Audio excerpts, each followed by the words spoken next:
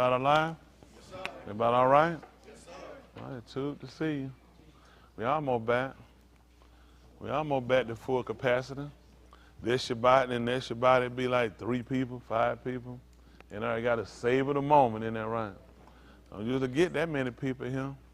Good to see all y'all visitors come out and be with us. Isn't that right? Come back and visit with us. Everybody alive? Yes, sir.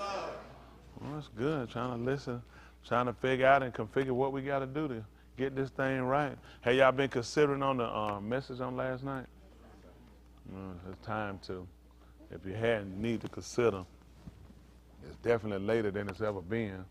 And it's definitely more serious than it's ever been. It's definitely time to make sure we get this thing right.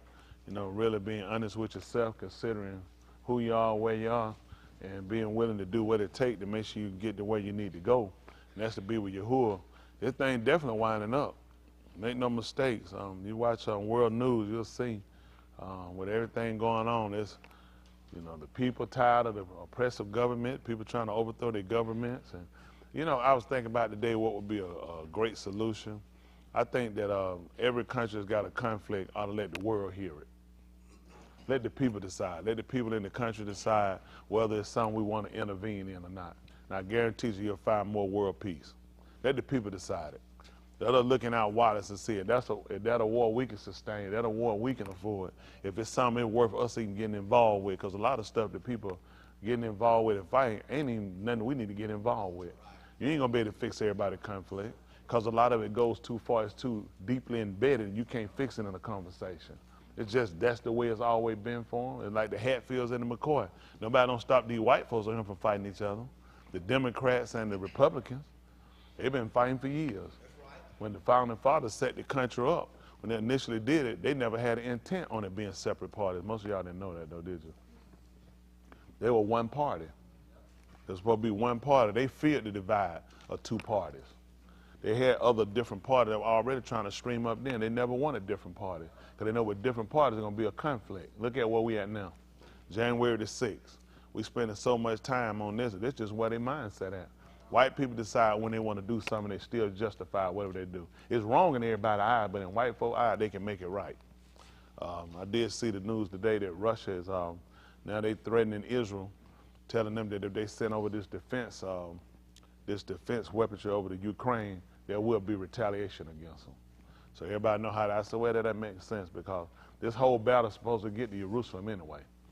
He said he's going to gather all nations to the valley of Yahusha. So it makes sense that Russia would make a comment like that to Israel. Israel don't listen to nobody. So y'all know how that's going to work out already. Now, once Russia said they're going to retaliate against Israel, you already know that the United States got to get involved. This will get more serious than just Ukraine. And once they get involved, and whoever allied with Russia, you know, Iran been telling them they want to blow it up, which means you finna have the whole Middle East on fire, which means you don't have a choice but to get involved. Everything Mr. Yahuwah told her come to pass. When I seen that this morning, it's got to happen, because I was looking at, looking at the brink of war right over here with Russia and Ukraine. Then you got China and Taiwan. Then you got North Korea and South Korea. But the day when they made that announcement that they're going to be retaliation against Israel if they send that defense system over there to to Ukraine, I said, all makes sense. That means we got to make sure we're right. Ain't that right, Rudy? Yeah. Got to wake up and pay attention. At the end of the day, you know, you can't keep doing the things you used to do. It's time for everybody to start sitting down and taking inventory on where you're at. Because their man's determination is to destroy their place. His determination to destroy everybody that come against him. And we've been enemies against him ourselves. By the fact that we've done things that have been against his Torah. Don't look at these people saying white people or fake Jewish people, anybody else. He's talking about even the people that name his Shem, that sat around that hadn't adhered to what he gave us to do, which is to stick and hold fast to. We've diverted and went off to other patterns and other ways of doing things in order to fit into these societies, into these groups. But it's time for us to look at, we got to get this thing right now. It's all edging right the way he said it was going. I mean, who could have planned that? Who, you telling me that some people hundreds of years ago, could have put this together, and now all the dynamics coming up just like this man told us? Impossible. There been too many regime changes. There been too many wars. There been too many economies falling. Countries that were great at one time have been crippled and fallen. From the Spaniards to to Rome, to Greece, to France, to Belgium. I mean, all these little great little empires they got, Mizraim, they all fallen.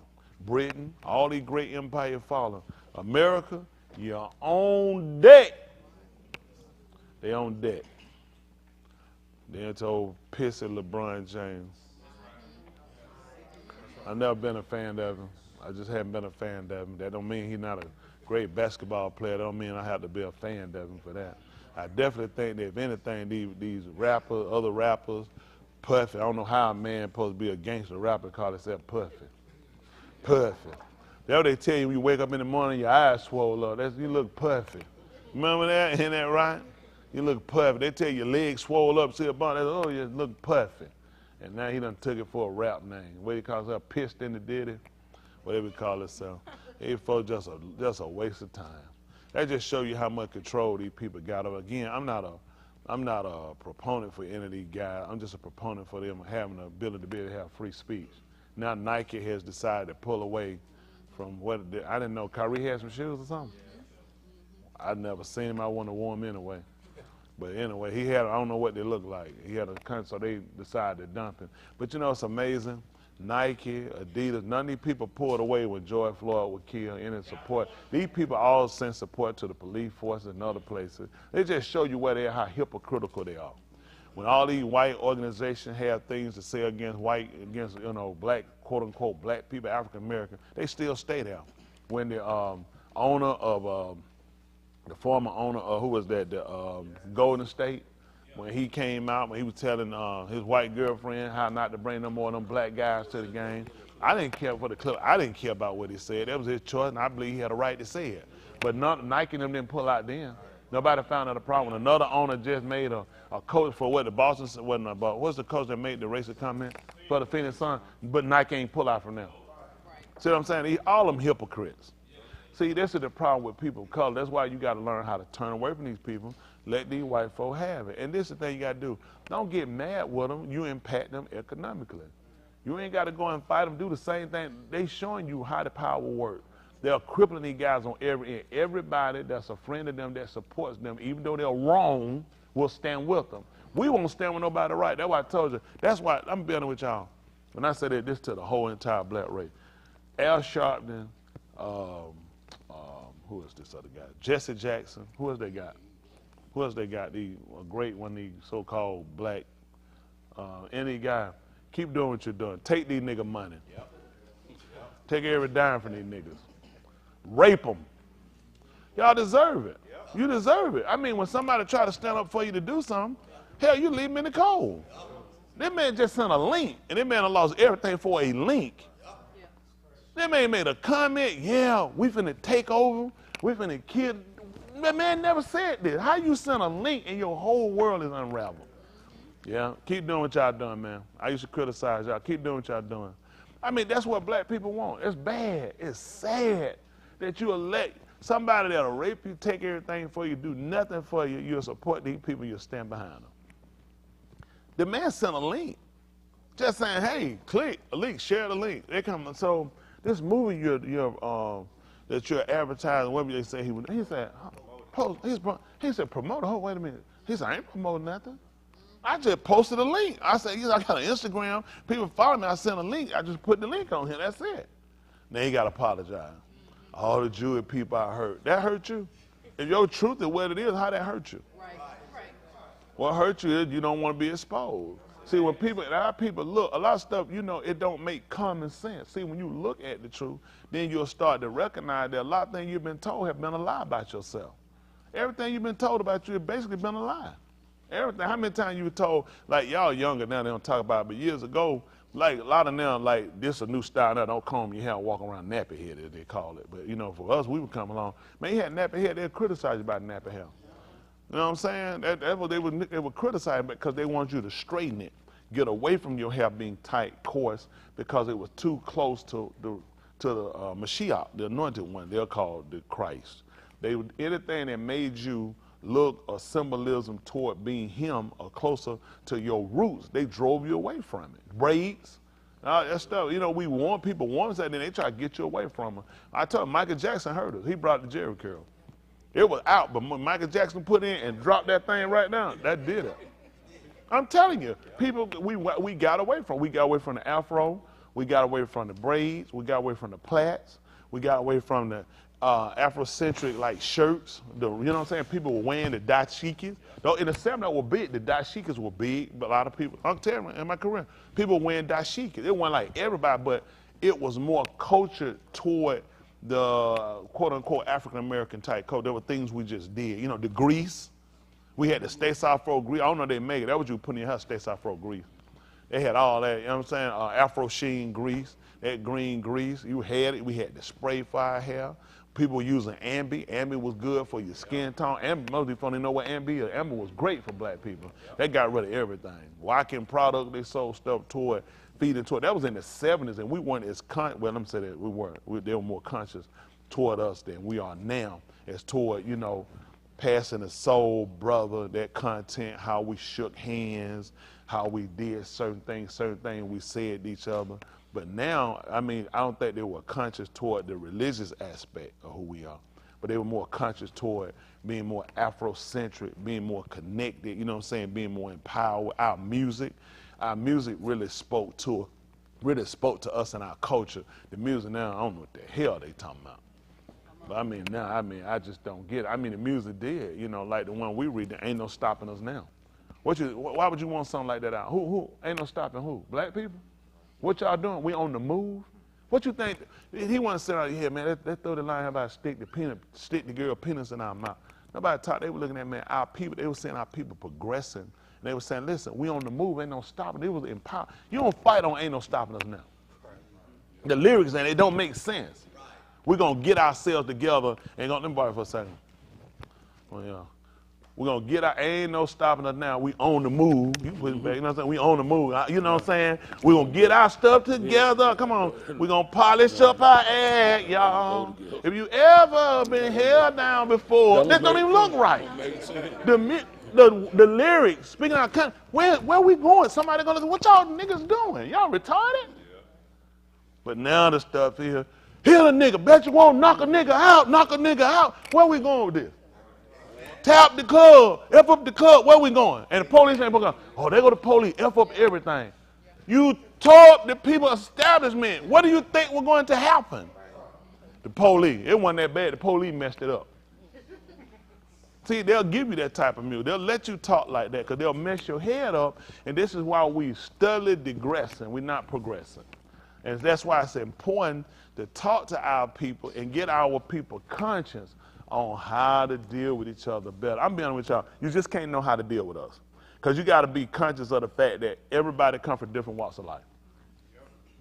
There is no, a lot of us have similarities, but rarely you just about run into that exact person with the same story. You'll run into somebody with a story. It's not a quote-unquote so-called African-American you won't run in that don't have a story. It's just sometimes you might not run into the one that has the same story.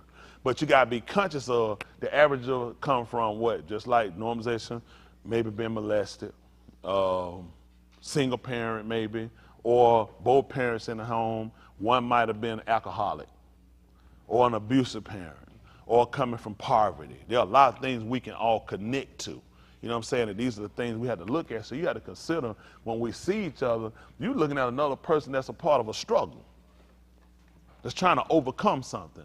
Coming from poor, most of us coming from poor schooling, you know what I'm saying, education on a lot of ends, you know. A lot of people come like debt, heavy debt, you know what I'm saying. Some of us grew up at home, some of us probably didn't even eat every day. If you didn't go to school, you were missing a meal. There are a lot of kids that need that. You know, we forget. I mean, I never grew up in that city, but a lot of people did, and that's fact. There are people, if school is closed, they're not eating. You know what I'm saying? Stuff that we took for granted. We would come along, they kept stuff quiet, so you didn't know anything about that. You just went on, fed them. They ain't have lunch money. Go ahead and feed them anyway, keep them going. Nobody want to learn. Send Thomas Smith to the office. He don't have lunch money, and the school's going to pay for it and put them at a table and put a note on the table so we'll know to charge them later if they ever make money. Nobody announced it. When kids were home, you just kept it moving. Because a lot of the educators were parents.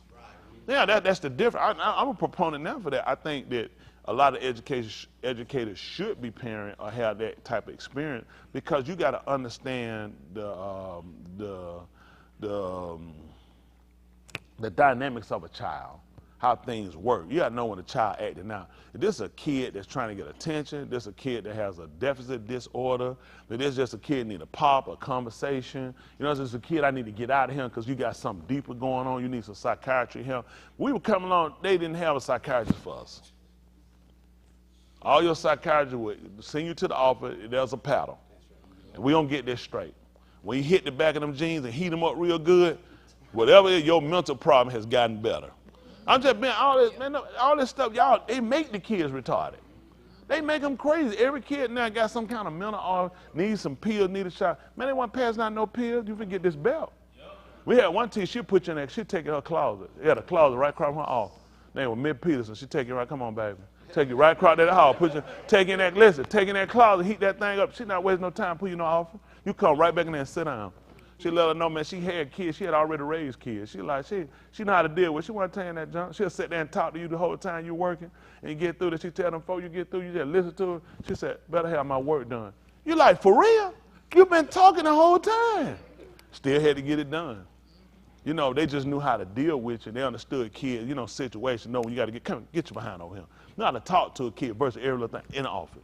Or write up. Man, ain't got time to be around on that paper. I already got a grade paper. Get your behind over here. Yes, you know what I'm saying? How many of y'all grew up like that? Don't you? No, folks don't have no time to do that. They're like you couldn't handle your class. You got to keep sending them up here. They're like, handle them. They kids. Kids smell, they get a kid, let them a kid. No, what you need to learn how to wash. Call you to that desk and call you out right quick. Then you brush your teeth that morning. They'll get you right, them folks get you and handle you real good. You know what to do next time you come to school. Now you can't say nothing to them, you can't groom, can't do nothing. You're looking for the parents to do everything. We got to remember, a lot of the parents grew up in situations nobody taught them. It's just being honest. Let's stop taking for granted that everybody know. Stop lying. Everybody don't know. You'd be surprised. There's a lot of stuff you'll say people don't know. If nobody just actually took you and taught you and showed you, it's just, how do you just know something? That's crazy. You either had to see it or somebody had to teach it to you. So we got to get out of our head. People know. People should know. People should know. Parents should instruct kids and teach kids, but just a lot of things they don't teach because they don't know. Nobody never taught them. I think people we just take for granted, and then I think a lot of our anger toward each other because we assume people know when they don't know. Nobody never taught me. Nobody never said nothing to me. So why would I know? I never knew it was an issue. You know what I'm saying? Sometimes you got to be able to pull out people and understand where we are. How many of y'all, there's a lot of things you didn't know till you came. I ain't talking about from the word. I'm talking about some natural things.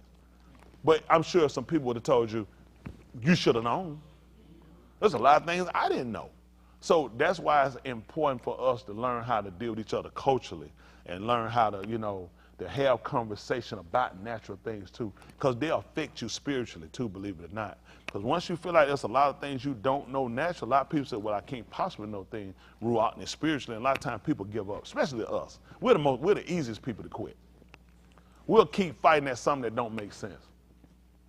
And it come down to something that makes sense that we need to kind of be more practical too. We won't do it. We just let it go, just count it all lost. Something stupid, we should have been let go and left alone, put everything we got in it. Throw it all away, lose it all with it. But versus something when it comes to this, I'm probably just going to let it go. This ain't for me. You know what I'm saying? We got to start being able to have those real conversations so we can do the repairing part. Ruaching from the word is great. That's the most important thing. But you do need the basics of life. There are things in life you need to know. You need to know how to deal with things in life. It is, because it's easy to just explode at anything. It's like a bomb. How many times can you explode a grenade? Use it wisely. Sometimes we explode on everything. You can't explode on everything. That's for me, everybody. But when you look at how our culture is and how we come along and how we've been reared or our social groups, a lot of times it's the reasoning for why we do things the way we do it. That was the answer to everything. I came along, you explode on it. That was the answer. You explode on it. So when that's what you do and that's what your group do, what do? No, you use reasoning and logic. You try to understand it. That doesn't make sense. See, they'll do that. White people will learn what situations they'll use logic on. They'll learn what situation they'll be extreme on. For us, we make every situation extreme. We use logic on the dumbest things. See, all that even had to be, we had to be taught that when should I use my logic? When is it a reason or a time for me to stand up to address?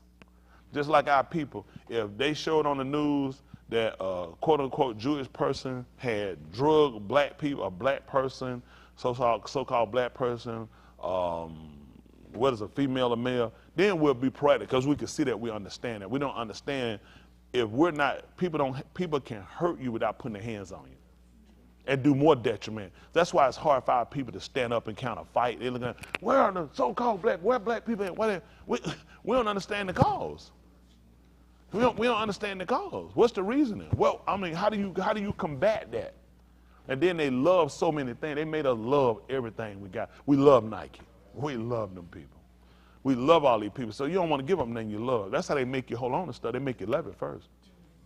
This says something about you. This makes you. So I don't want to give up something that makes me, that I love, for whatever he talking about, because I don't even understand it. If you would explain the situation to quote-unquote black people, then they will understand the magnitude of what's really going on, and I think more of them become proactive. When they don't understand the situation, there's no reason to get up and do anything. They ain't got to go burn down nothing. They ain't got to go and march and tap something. We just got to come together and got to build consensus on what we'll support and what we want. When Nike and everybody show their head, we said, you ain't got to worry about us buying nothing from you. You take them shoes and shove them in your ass. We just let them know, don't worry about it. You ain't got to put no hand, you ain't got to burn down there, you got to spend it, just shove them in your ass. We don't need them. And just keep moving. Everybody do Adidas, shove them in your ass. We won't need them. But now, let me say this on Adidas. Now, Kanye West brought that on himself on that conversation. He should have left them out of it. That's a business. That's a business. They're looking at Adidas trying to sell everybody. Adidas ain't coming out. You got a homosexual issue with them. That's your issue. You keep it. You got an issue with black people. You go ahead. You keep it. You got your issue with white. You keep it. Don't drag me and my name in it, because once you put the brand in there, you just outs me. And these people, what they're doing to you is what they'll do to me. Like Nike, whatever reason, I mean, Nike gonna drop it on that conversation. They're gonna say that. But did the man say anything about these people? Did he call them fake? Did he call them killers, murderers? What? That's scary. Now, you think how many people with position who won't touch that link and send that link out? You think of how many people he got to hit contacts that he can hit up. Them jokes gonna end that phone call. They're gonna be like, these folks had that phone tap. I'm telling you now. Oh, no. He hit that thing. Man, that thing gonna block. Because that's how afraid they make us. See, this is the same thing they done in slavery time, the same way they do. If you got an outspoken slave, the other nigga, when that nigga get beat or whatever happened to him, it naturally make you look. You ostracize yourself from it. If master watching him, you don't want him watching you. That's how they keep us divided. That's why the hate that we have for one another is created by our oppressor. Anybody we see that gets a hard line from these people, what we do? Man, I didn't lose my number, man. I ain't come around that nigga janking. They gonna mess me up. They get me locked up, nigga. They bridge them up, put you like two felons. Y'all can't be together. See, the only crime that the so-called Negro has is his skin. And I don't know how that's illegal, because we didn't make this color. That's the only crime they really have against it. It's the skin color. I'm telling you, that's the crime against the Negro. It's his color. That's your crime, your color. How many of y'all can change your color? That's what I'm saying. And I refuse to do it. You know what I'm saying? It ain't a matter if I could change it. Why would I? That's the problem. Why would I? What's the crime? But see, they made it to that defect. You don't realize the average so-called quote-unquote Negro can tell a lie they want to. You are a criminal. Every quote-unquote Negro is a criminal. You can tell yourself whatever lie you want to. You, sir, you, ma'am, are a criminal in the world, not just in America, in the world. If you go to Mars, they got a warrant for you, nigga. They made it that way. So you already start out as a sub. What y'all know about a sub? That's where you start off. When you call that color, say that color, you're a sub from it. You already under. You're under. That's right. That's why you get them subprime loans, which means you under prime. Your neighborhood's a sub. You live in, all right, go ahead and fool yourself. Everything you got is sub. Your pay is sub. It's under what they pay whites. The nigga is a sub. He don't even know it. You're a sub. You under in everything. You're underpaid. Your neighborhood are impoverished. You are a sub. Everything you have is a sub. So now somebody come along and now you know that. Now you start to look at how do we change it. The biggest thing, what I tell you, identify. Then let's look at how we make corrective changes. And it's not hard. Now they have I'm hearing it. Dexter posted it. I saw it on a chat where they had Reparations march or something in Washington D.C. the weekend. Rally. I'm sorry. How many of y'all didn't know about that? See that? But look here. Some hoe come out or some come out. Some girl got a split or some black girl got pregnant. Some rapper, two rappers got to fight. I don't even listen. I know some rapper got killed in, was it Houston? I don't even know who they are, and I know about that. I ain't even want to know about them. But why was it we weren't informed about there is a rally for reparations? A problem that's with the march is getting the word out. First, before getting the word, I'd have got the word out about it, but I would have got the word out on how there needs to be a meeting.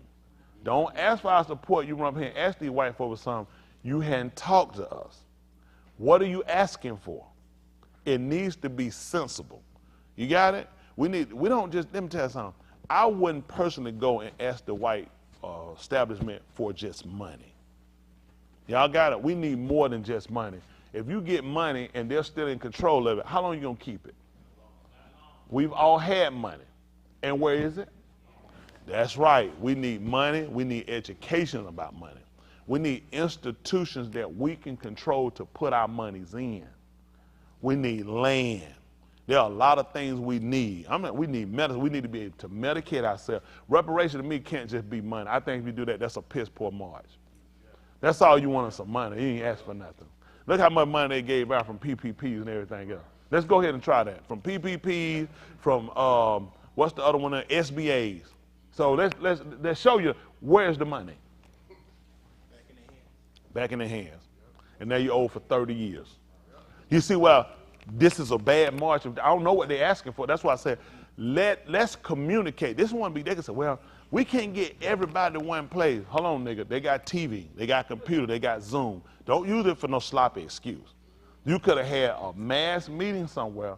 You could have sat around and you could have got them in every one of these states and got places set up where we could have linked all this together, where it could have been explained to those that are interested, those that are willing to support the effort, and make sure that everyone is a consensus. That way, if we all agree, then we'll move, and that's what'll happen.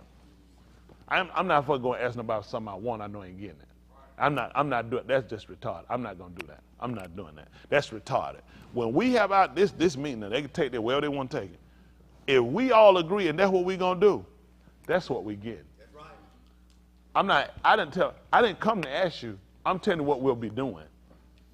From here, we'll be staking our claim. That makes no sense. I ain't going to keep coming to me no white. At that point, I'm changing. I'm right back the way. It's boy meets man. I'm not a boy. You're a man, I'm a man. Hell, this don't take long. Let's look at what you've taken. Let's look at where we're at. I'm telling you what we're going to do. I can source information to show you why the logic is here for it. Now, if you don't want to do it, this is what we're doing. This ain't to talk to you about giving nothing. This is what we'll be doing. That's how you got to talk to white people. You never got back to Africa because you were asking. You never got better schools. You know why? Because you asked. You never got your kids out of mass incarceration. You know why? Because you asked. Stop asking. Hello? You know when you want to ask? When you want to stick your hand in my refrigerator? When you want to use my bathroom? May I use your restroom? May I get some out of your refrigerator? When it comes down to our liberation, when it comes down to our rights, I'm not asking. We're making this known. That's the only way to do it. Let me ask you something. Did they ask you to get on the ship to come from Africa? Did they ask you to stand on the auction block? Did they ask you to pick the cotton? Did they ask you to go out there and shoot the horses? Then what the hell I'm going to be asking for my money for? That makes no sense. This is not man meets boy. This is man and man. Oh, that's too much for y'all. Don't worry about it. I just don't get that. I don't get that. That's crazy. Why am I asking you for something that's mine? That's crazy. This is nothing that's erratic. This is nothing that's crazy. All you have to do is do the math. Where do you think we're going with this? Because if we all sat down and we make a consensus on this is what's right, this is what we'll do. This ain't a matter of how white people view this. This is what we're going to be doing. This wrong that we should be fairly treated. It's wrong that we should have equality. It's wrong that the Constitution, if it's authentic, should favor every one of us equally. Is it wrong that we ask for fair treatment? Is it wrong that we ask for the same interest rate for every race color? That the same opportunity given for loans, for bids, for jobs? Hell, I ain't got no reason asking them. That's crazy. We ain't had to meet on that and y'all agreed. That's crazy. But I mean, you get some piss post sucker nigga, he'll walk y'all up there and say, we tried. That's all we can do is try till Martin get back here. That's crazy. That's crazy. They'll make you look like the criminal if you want to be a criminal. And see, already your psychosis got that. The only people that won't support it are people that already got the mindset. You're a criminal by his books. Let me tell you something. How you can beat a lot of this stuff. All the stuff that he can charge you with right now, I can charge you right now. Well, I can charge you with robbery, theft, aggravated assault. I can charge you with jaywalking, speeding, DUI. All that's valid here. If you go to another country, they won't even recognize it. Yep. They criminalize you here and keep you here. Because that's where your crimes hang over your head at. Now, I'm not talking about, let me say that now. I'm not talking about people now that have done this. I'm talking about what they've done in the past when they singled out people. It's to put you and categorize you as a felon because this takes away your rights. You become less of a threat, and now you've given me more opportunity to attack. That's why you can't have a free nigga. A free nigga can go get a gun. A free nigga can move around and do stuff. A probation parole nigga, he need to call. I was thinking about moving where? I was going to try to move with my brother. Your brother? Ain't your brother been locked up? I mean, but he been, no! And man, I ain't gonna be able to move over there. So you can control. That's why it's so important. Y'all don't have no idea why they need to criminalize you.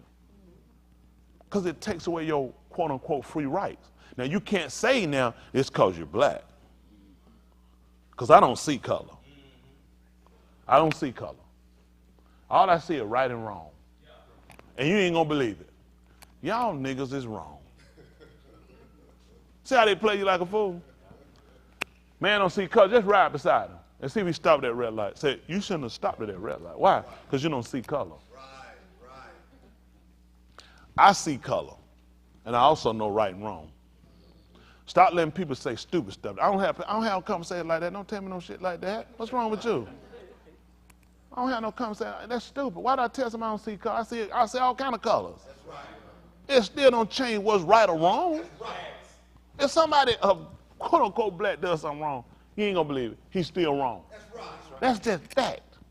But you're not gonna make me sit here and call something wrong that ain't wrong, like Kyrie, what he done. That's right. Retarded.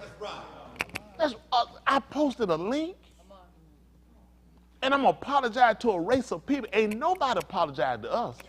That's right. Yeah, that's the tragedy. We still celebrating 1940 something for them. And we were getting our ass whooped in the 60s and the 70s, in the 80s and the 90s and the 2000s. And we still apologize for something that happened in the 40s, and we weren't even there.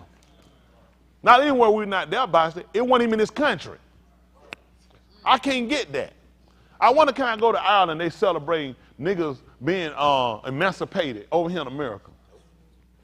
I wonder, can I go to Scotland and they celebrating emancipation over here, or segregation that happened here. They're like, that ain't happened here. That had nothing to do with us. We the only people. We the only people that had to bind everybody else's story. We the only people lead out the wood. That's why people, you know, it is bad. We create the bad leadership we get. We create it because the fact you don't want people that'll stand up for justice and equality for us. You want people to mistreat you and lie to you like the system. And you want people to tell you lies. Instead of us saying, enough, we're not going for that. We definitely ain't going for somebody that's being demonized, hadn't even done nothing.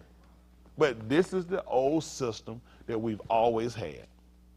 And it just lets you know, everybody can jump on board with killing us. Listen, you can be the greatest and they can love you. But anytime they get rid of it, they get rid of it. You saw these clauses these guys getting their contract. You think they read that contract and you think he knew that clause? You think an attorney told him that? His legal advisor them told him that? That if I send a link, don't come in, I just send a link, I lose everything. I told y'all, these people don't realize when somebody writes up a contract to give to you, the contract favors them. They don't let you write the contract and give it to them. Because they know it's too many things they can miss. That's why a mortgage, whatever you get, they create the contract. LeBrick, he has that contract for a reason of $1 billion. That contract can either turn back on him and he will owe them. And he's a nigga, he'll just about do it. Y'all understand? These folks, whenever they get you, Tiger, they wreck Tiger life. Everybody they get. Man cheat on his own wife, and all of a sudden everybody holding to it. All these bastards cheat. Yep. What they got to do with him playing golf? That's right. Absolutely nothing. When white people want to crash it because they were looking at here's a black man and they had to change that green jacket to a tiger jacket, wreck his life. Yep. All their friends hung him out to dry. None of them commit adultery. These jokers break down, get osteoporosis, and they can get a commercial to go with it. They just get a commercial and everything and get to come back and play golf. And run out to Saudi Arabia. White people ain't even loyal to their own country. Look at all these white golfers left out here and ran off to the Saudis. What that tell you when white folk leaving? I need to stay. I need to look. This your country. This your love of your country, President. All them crackers got in here and ran straight to the Saudi. And Nike dropped them too, then. And Adidas. And Reeboks. We don't even hear about them no more, do it. People make their own choices. People got a right to choose. Why we always have to be the people that suffer? Why we always the enemy? Why we always the criminal? Why we always, our own people hate us and they hate us ignorant? If people hate me out of ignorance, they don't know anything about it. They hear lies they've been told and they don't sit down and look at it. I hadn't disenfranchised nobody white. I don't hate nobody white. I hate wrong. Now, if you have to be white doing wrong, then you're going to have to bear that hate. If you black, if you Asian, you Indian, and you do something wrong, then you're going to bear the hate because I hate the wrong, not the color, because nobody get to pick these colors. This is what you got. Y'all got it? So what should we do? Give me some suggestions. Y'all pretty intelligent people. Tell me, what suggestion y'all give? I'm missing something. What would y'all suggest we could do? About what? Service started at 1:30. Somebody stuck there. Okay. Now go ahead. The guy that went to go do the reparations. The reason why you don't know about it, because they've been fighting the whole year, because the platform he want to take up there. What platform he was taking? Can y'all hear Eric? No. Give me a mic then so we hear him. So I don't even know nothing about him. Yeah. Let's hear what he said. He ain't preaching. He know about him. Dwayne know about him. Yeah, Dwayne know he found it again. Oh, you talked to him? Don't be, man, I found he talked to him. Don't call my phone. No, you have to agree with his platform. He believed a lot of black people want to go, but he wanted only fundamental black Americans. So you have to agree with his platform, his politics. And if you don't, then he don't want you part of the movement. That's why it didn't get as big as it could be. Well, he ain't gonna make it no way. That's to me, that's where the stupidity. That bad. What I'm telling you. No, I want to know. Tell me what you heard it say. Tell us. No. Just tell us what he said. Tell us what do you know. Tell us what do you know about it. I don't know. Tell me what you know about it. Just sound like, from what Eric is saying, it sounds like Eric may have gotten some false information in which he's gathering his conclusion on. That's all I'm saying. Well, straighten it out. I'm unqualified. What did you hear? What have you heard? There it is. Keep standing, my brother. Keep standing, my brother. Yeah. Well, how you know? Actually, Dexter and I emailed the organizer back in June and suggested that you be on as one of the speakers. We never got a response back. But anyways, the agenda is not only reparations, but a crime bill, just like the Asians got. Also, federal funding so we can police our own neighborhoods, and a plethora of other things. One of the speakers is also going to be Marcel, who was supposed to be on Two Mics in the Mind. Okay, back I'm on in Marcel. May or June. Yeah. He's one of the speakers. From South Carolina. Actually, Eric is not all the way wrong, but he's not all the way right. The organizer is saying that reparations should be for those of us who are descendants of slaves, but he's not against immigrants coming out and supporting. He said, we'll support you, say for instance, somebody from Jamaica. When you go after England for your reparations, we'll support you. You guys just come out and support us, because we're going after our reparations for the U.S. Yeah, So. Okay. Appreciate that. You ain't no scared behind. Hey, yeah, I mean, that's what I want to know. That's what I'm saying. We don't know anything about it. I'd like to know what you're asking for, what you're trying to get, and it's important. This is something you have to do. When you moving on something, you say it's for the masses. You got to be open to opinions. You can't you just can't make an agenda and say everybody get on board my agenda. You can't. If that's anybody, that's not just him. Anybody. It's got to be open. That's why I was for communicating on. Let's suggest, but I was for let the people hear it. If the people got a part and a say in it, and we can get a consensus and it makes sense and it's logical. Say you got a suggestion and we don't take your suggestion. At least let's explain to you why we don't feel like that would be the bigger move, or it's actually covered in the masses of what we're doing. You can't just lead the people out and come to people and say, all right, we're going here for reparations. Let's go, everybody. We're tired of this here. Let's do it. People need to have a part. They need to have a say to feel like, because if you have a say, you have a part, then I'm expecting you to do what? Do your part. It involves you. Don't just go create something and say, come on, y'all, we finna go up here and ask for something. I'm kind of against that. I'm not really with the asking part either. I'm for if we set out, we do it. I'm not for federally funding. I'll be against that. For me on that, I would be more for we're getting this amount of money. Because then if you fund us, you'll still control us. So I don't want any type of control from it. I want to do, we're going to be man-man. Okay, we're going to do business. We'll trade. We'll be like another country. We will trade. We will do business. We will not do fund, because when you fund, you can also, that's a word, defund. That's you don't see, you'll keep giving the power to the oppressor. You can't have these conversations. I want you to fund me, federally fund me. I want you to make law. I don't want you to make no law. The law is here. This is the law. Because if you make a law, you can change a law. You understand? You can fracture a law. See, you can't, this just means suggestive. Y'all understand where I'm coming from. Everybody might not agree with this. But that's why you need to have open people opinion. I can't have a conversation about you funding me. That's what happens with a pimp with a prostitute. She don't pay for nothing. He funds her out of her pocket. We can't do that. I won't be paying you no taxes. Taxes will be going to our organization, to the destruction of us, because we're trying to stay independent. We're trying to stay independent. You don't go have an independent conversation, then say, my kid come to me, yeah, I want this here, and I'm going to be doing this, and I'm going to do this here. So you'll give me some money? The hell you say? This don't make sense. If that's what you want to do, you're going to do that. But you can't come to nobody as a grown adult, and then you got kid choices. Does that make sense to y'all what I'm saying? So all I'm saying is it has to end, because you're going to still be in the same situation. Soon as I have it for a second. White police come stop me. I got this newfound faith or this new initiative we're doing. White police come grab me. Oh, I'm finna call the Fed. This finna go federal. I'm right back where I started. This is what I was doing the first time. We got to get something. We got to end that. Who am I going to go to for to come to say something should happen because of this situation? I'm running back to you again. We don't need to do that. From now on, where all our argument need to be in, we need to be sending the UN. Right. They need to be at the table with all, because we got, see, we have to be a nation. Nation of respect. We need a charter. I'm just being flat. This is how I look at it. We need a charter. We're not on Constitution. That involves that when this happens, because things need to happen. We need territories. We need borders. Now we start having a region. Now coming by me, white officer, now we had this happen here.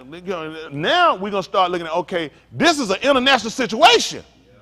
First of all, you talking about borders were broken, a lot of treaties been broken. We're going to the nation, we're going to sit down, we're going to get United Nations involved, where other countries are going to sit here and going to flog you on this, and they're going to come in, they'll say, if necessary, we're going to send in peacekeepers, we're going to bring an investigator. We want neutral parties. We want the ability, we want a military. If him and a whole bunch of his friends decide to run in and start boop, boop, boop, boop, boop, boop, our military needs to come out. But that means you cross borders to come over here. Now, if he went into your border, for a second, come on. Now, if this man crossed out of our country and our area and came over there, and then now we can start looking at, we'll conversate about this. We can do an exchange. No doubt I might hold one. I might have one of your prisoners, have somebody that's a prisoner that violated law, section, whatever it is here. He violated something here, and we can negotiate. What does it take to retrieve him back? We can send people in and come in. Let's check his health. Okay.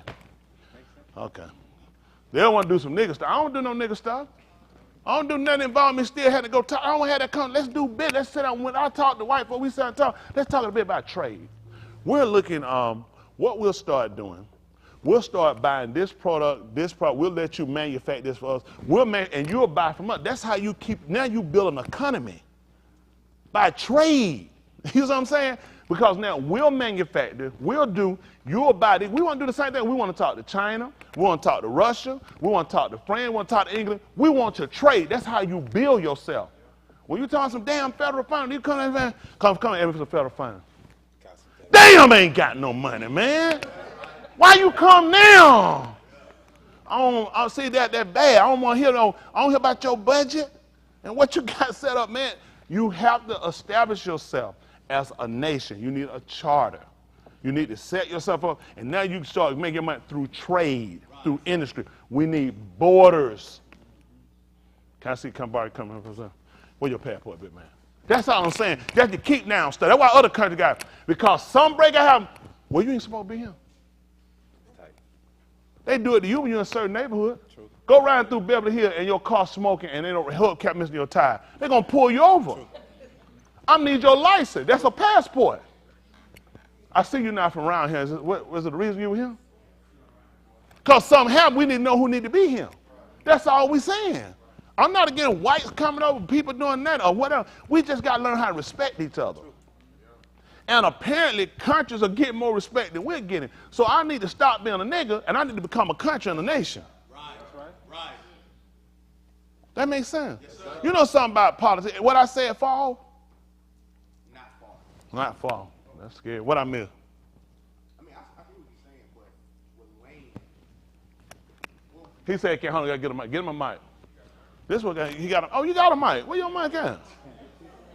He think it's just work for reading. Tell me what you say I missed or what we need to do. You're not missing anything. It's just that implementing what you're saying, right? Land. Mm-hmm. How are we going to get this land? Or is it going to be here? And if it is going to be here, how are we going to get it? Are we going to ask them to give us the land, or are we going to say we want this land, and if you don't get it, we're going to take it? We're going to get the land.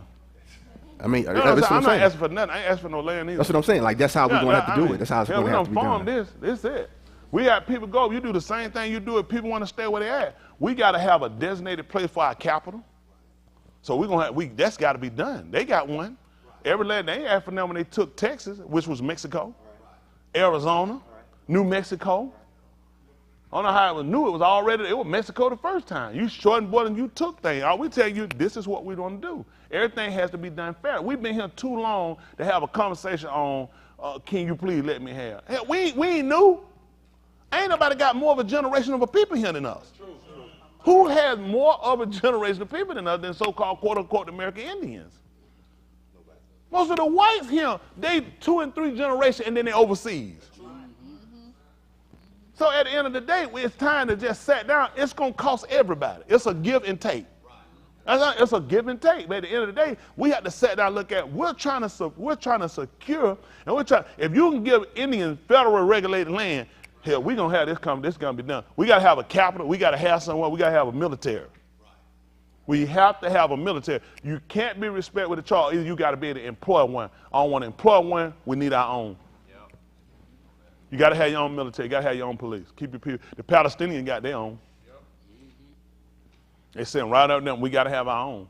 We got to teach people. We got to say, well, you can go and live where you want to go. We just want equality and what's right for people. We just want what's fair. Just like you can leave here and go live in another country and still have your connection to your country. There's people that leave, go stay in Saudi Arabia, and they're still American. And they still got rights to it. You can go stay where you want to stay, and you still have rights to it, but we got to have a place designated saying, this is our capital. This is our Supreme Court. This is where we'll take our case to be heard. And we got to be fair. To walk off and do the same damn thing they done is to do nothing. You got to be fair with people. Anybody want to migrate and live there? We just want to be fair. I want to live with y'all, but I hate Chinese people. Keep moving. We don't need it. You ain't gonna be nothing but a problem. We don't need it. You gotta be fair with people. Nobody. I mean, we've all had that prejudice. I've had it. You know, and the prejudice have been that what we've gotten from other people. All our prejudice about people, we've gotten from white. Most of us ain't even had no. We ain't had no damn interaction with no Chinese people. We saw them on TV. I'm talking. That's the damn script doing that. Because they speaking their language, they done changed it to English. So it made it look like their mouth will move, the words came out later.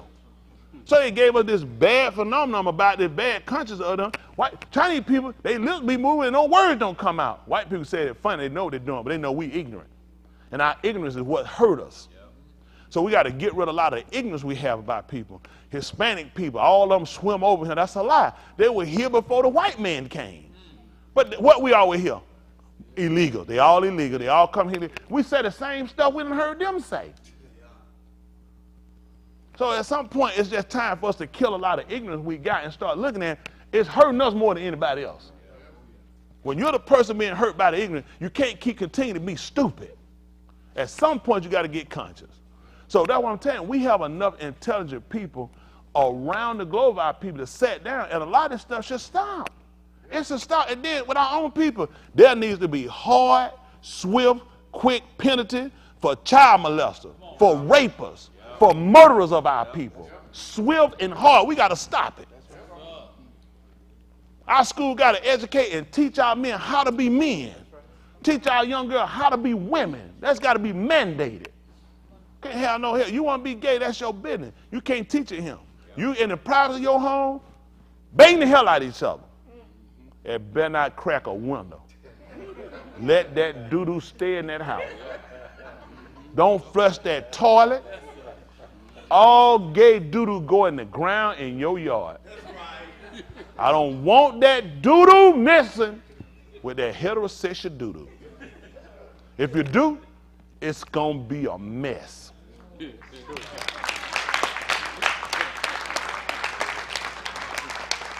Rod, you ready to vote for me? You like that? It'll be a mess, ain't it? Them doo-doos will get in there and get the fight. But you know, what I'm saying is not something that's not practical. It's not unrealistic. You just got to get people where you divide and just say, hey, give people their space. For people that want to hate people, at the end of the day, let's just be honest. Yeah, wrong. That's my choice. That's my opinion. Get them that right. But if you hate people that bad, give them a place where you can stay where all y'all that hate these group of people, y'all stay in your own place. If you cross that line and come out now.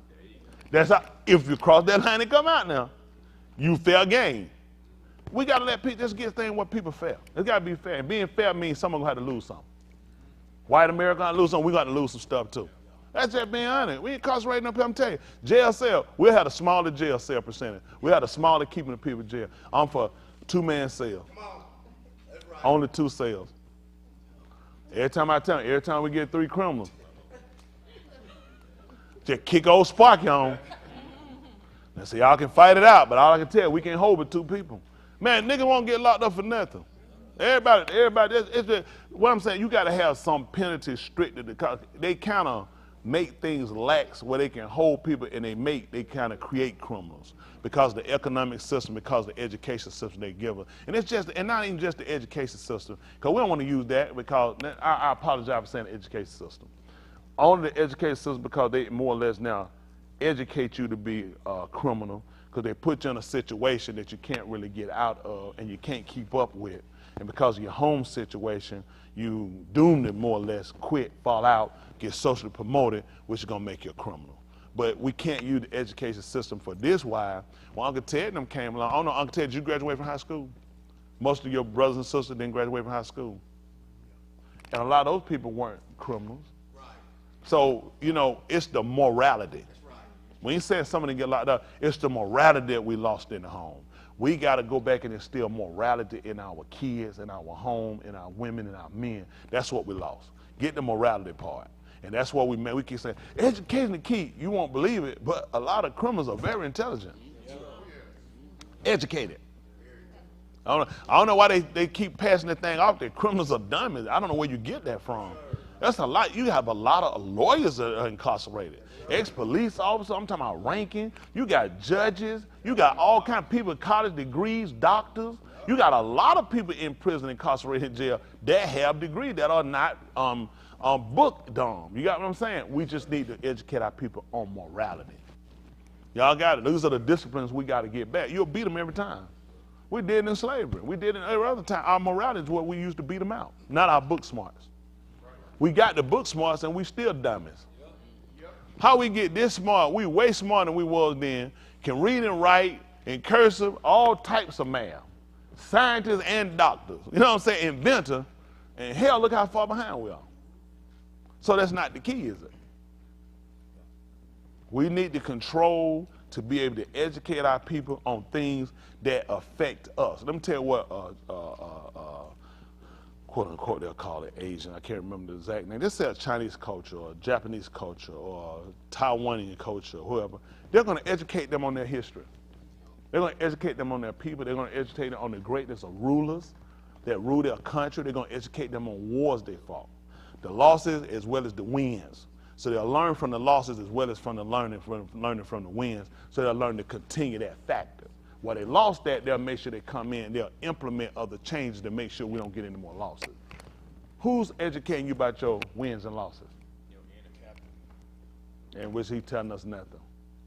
He's telling us nothing. And that's why we don't have regularly where our people are knowledgeable of things about our past. All our past go right back to where? Slavery. He hit it off the head. And what were we before slaves? There you go, nothing. Because they erased enough of that history. And man, you had that conversation with white man here saying, I could buy that if you could prove it.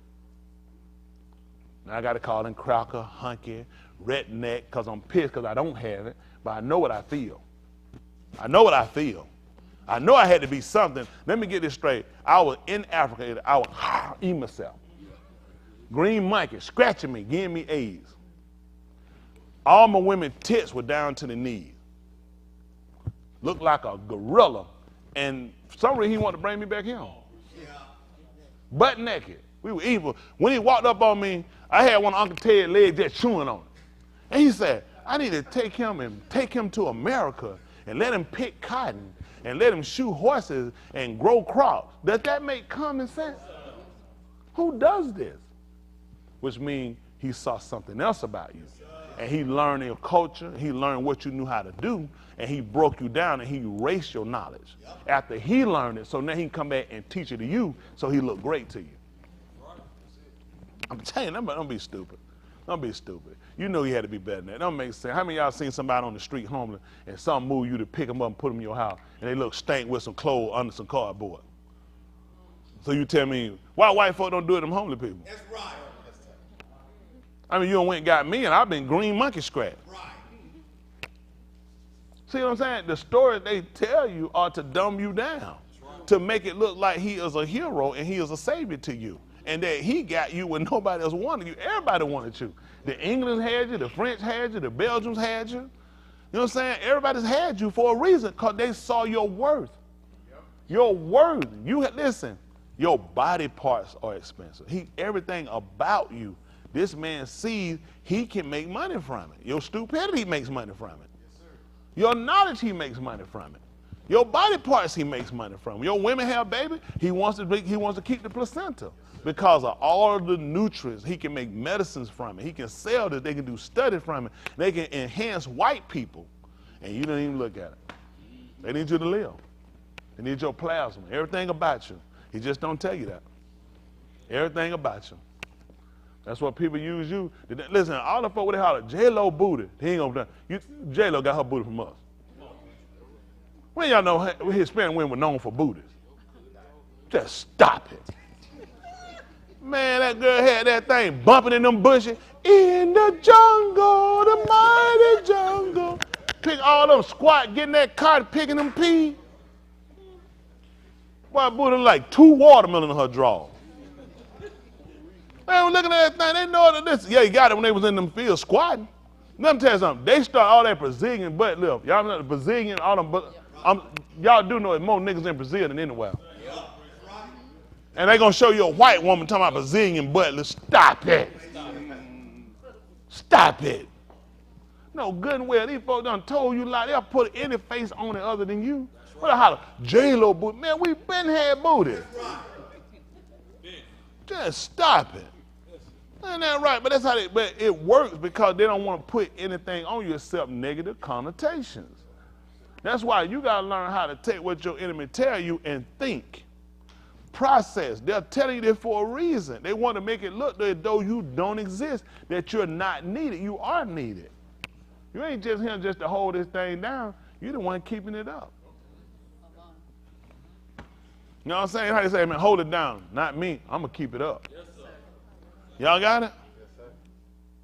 I remember years ago, I had a former bishop start an organization. I came around and said, a lady seen him one time. She told him, she said, you the one be on that radio now cutting up. He said, what? I said, you the one be on that radio cutting up. He said, no, man, I don't be cutting up, so I be cutting down. That's me. I'm cutting them down. I ain't cutting up. Isn't that right? Now, they were slicing and dicing. And our people need knowledge. Our young people need something positive to see from us.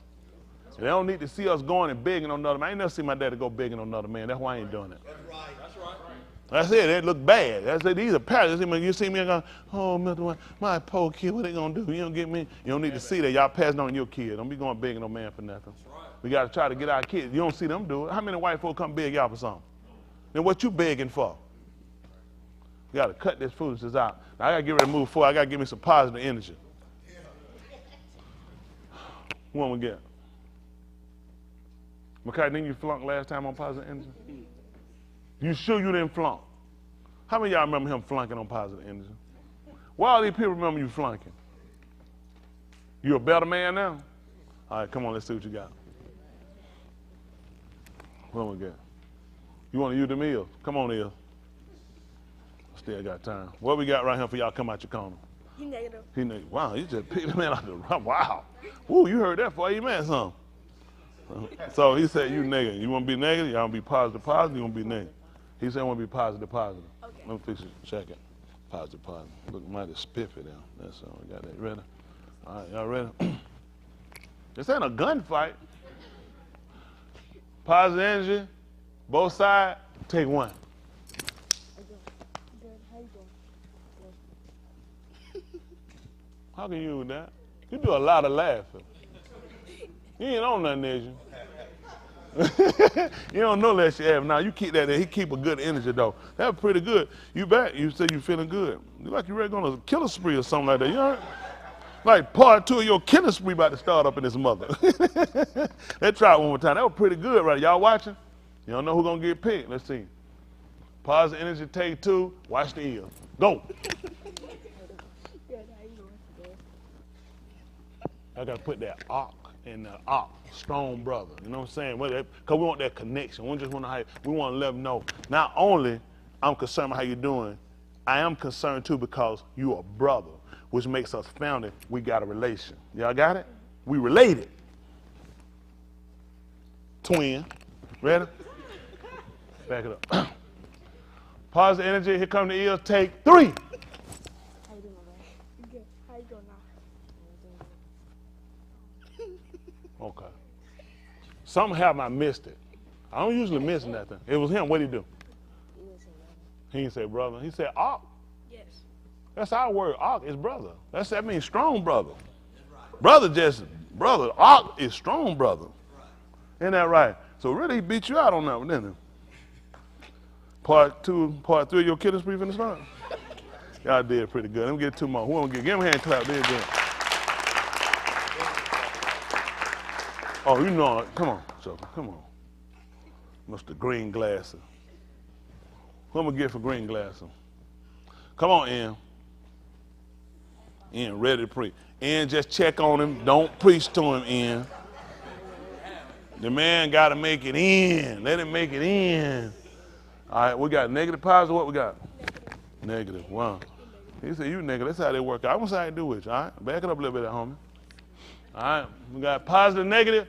Take 1. I'm doing good. Why you so far back? The man told you finna kill himself. Hold him up. How you doing? He ain't say he had COVID. God. All right. Positive energy, negative energy. Take 2. How you doing? I'm doing good, brother. Oh, you deliberately trying to sabotage me. Who paying you? Did the white folks hire you? What is it? Why are you so far back, Xavier? Xavier, he got to look. Hey, dog.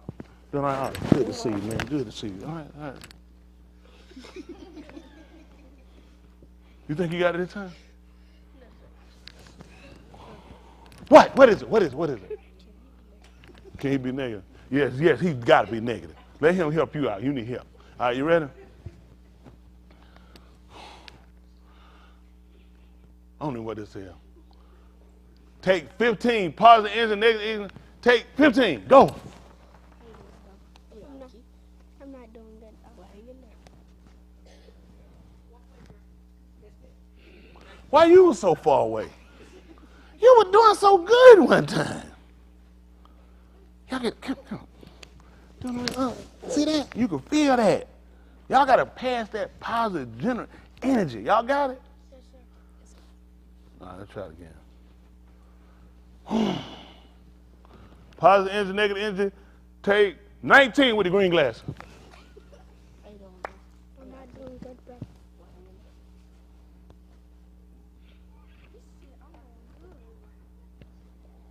Mighty low. You said you were doing good. You said you were doing good?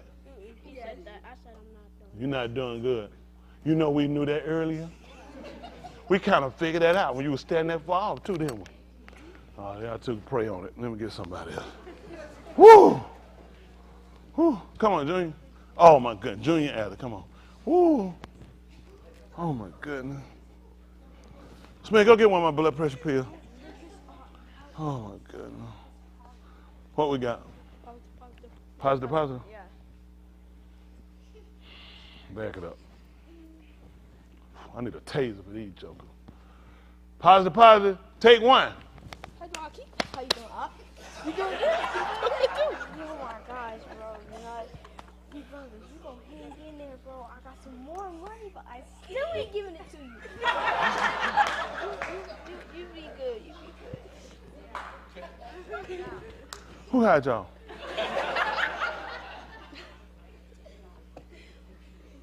Something was going on just there.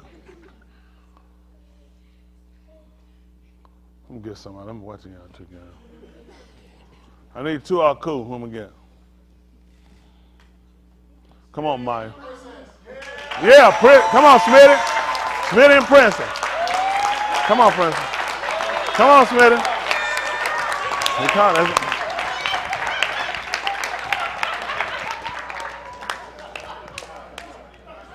We're in trouble now. Get on up here. You gotta wait till we said take, Princess. Okay, you right. Who we got? Positive, negative, positive. Oh my goodness, the scale. Back up a little bit, Prince. Can't come to y'all. No, y'all just to the Prince. I said Prince, y'all remember? Positive, positive, too crazy. Take one. Hey, that's so how you doing? You look beautiful. I love that dress. Thank you. How's everything going? Everything's good. How about for you? Good. Going good. Good to see you. All right, keep All going. right. Keep standing. Take care.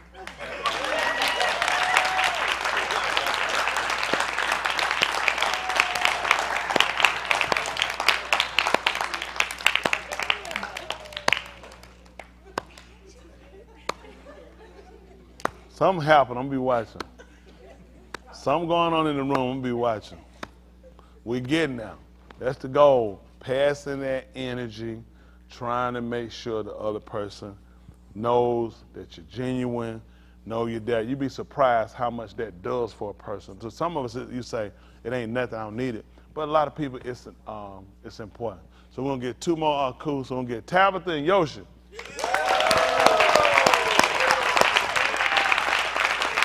Come on. I couldn't do it with Tabitha. Me and her already got problems, don't we? You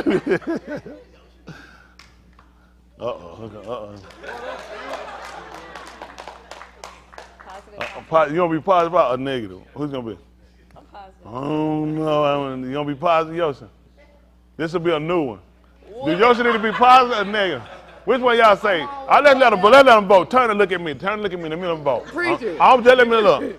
All right, just look at me. Don't look back. Don't be cheating. Don't be looking at my eye for no mirrors. All right. How many say Yahusha should be negative? No, do not look. Look at me. Just look at me. People ain't, you'd be surprised. All right, now. How many people say she should be positive? Y'all disrespectful, No, don't look back there. Hold on, stop. Let's do it again. You're going to vote one time. Don't look back. Don't be trying to look back there. Look at me, Yahusha. Preaching. Negative. All right. What you looking at there? Don't just look over here. You vote. Look. Positive. Stop. Put your hand down. It was like 1, 2 people. Listen, did some of y'all vote 2 times? Let me try it one more time. One time, vote and be looking.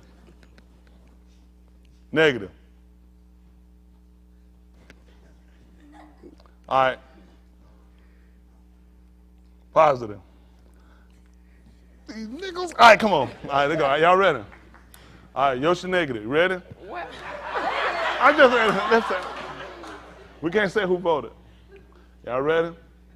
Positive, negative. Take one. Hey, Shalum, how you doing? how are you? So good to see you. How you feeling?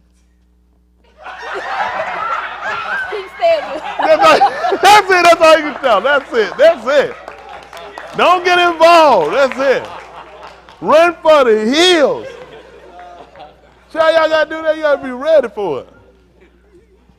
Woo, y'all out the chain. Y'all ain't going to have me in no crazy house, though.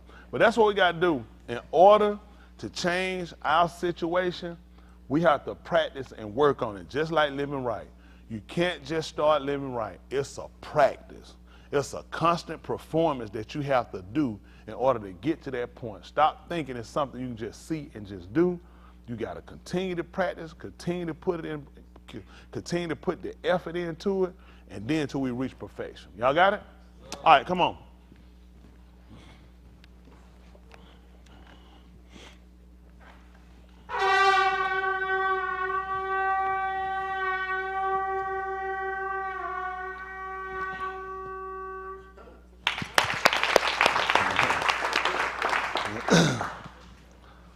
Yeah. Yeah, that'll be about it. I didn't ask for that, didn't I? What was that I raised? I did like that. Didn't I? We didn't finish last night, did we? 17. Let's see. Let's see how it go. Let's just see how it work out. For those watching, Beth Mashiach is the app we're using today. We use different apps. So the color code is to show you the Abari word and the English word. For those that are watching that's not familiar, you'll see color coded up here, which will be how you would enunciate the Abari words. This is the English showing you Kai is for, Asher for what. So it just kind of lets you know. Ever, call. So, so you can see how things kind of work, get an idea. But we pretty much just read from here. And the Greek is at the bottom. Okay? Yes, this sir. is Romans 15. Yes, sir. I'm sorry. You said how we know what now?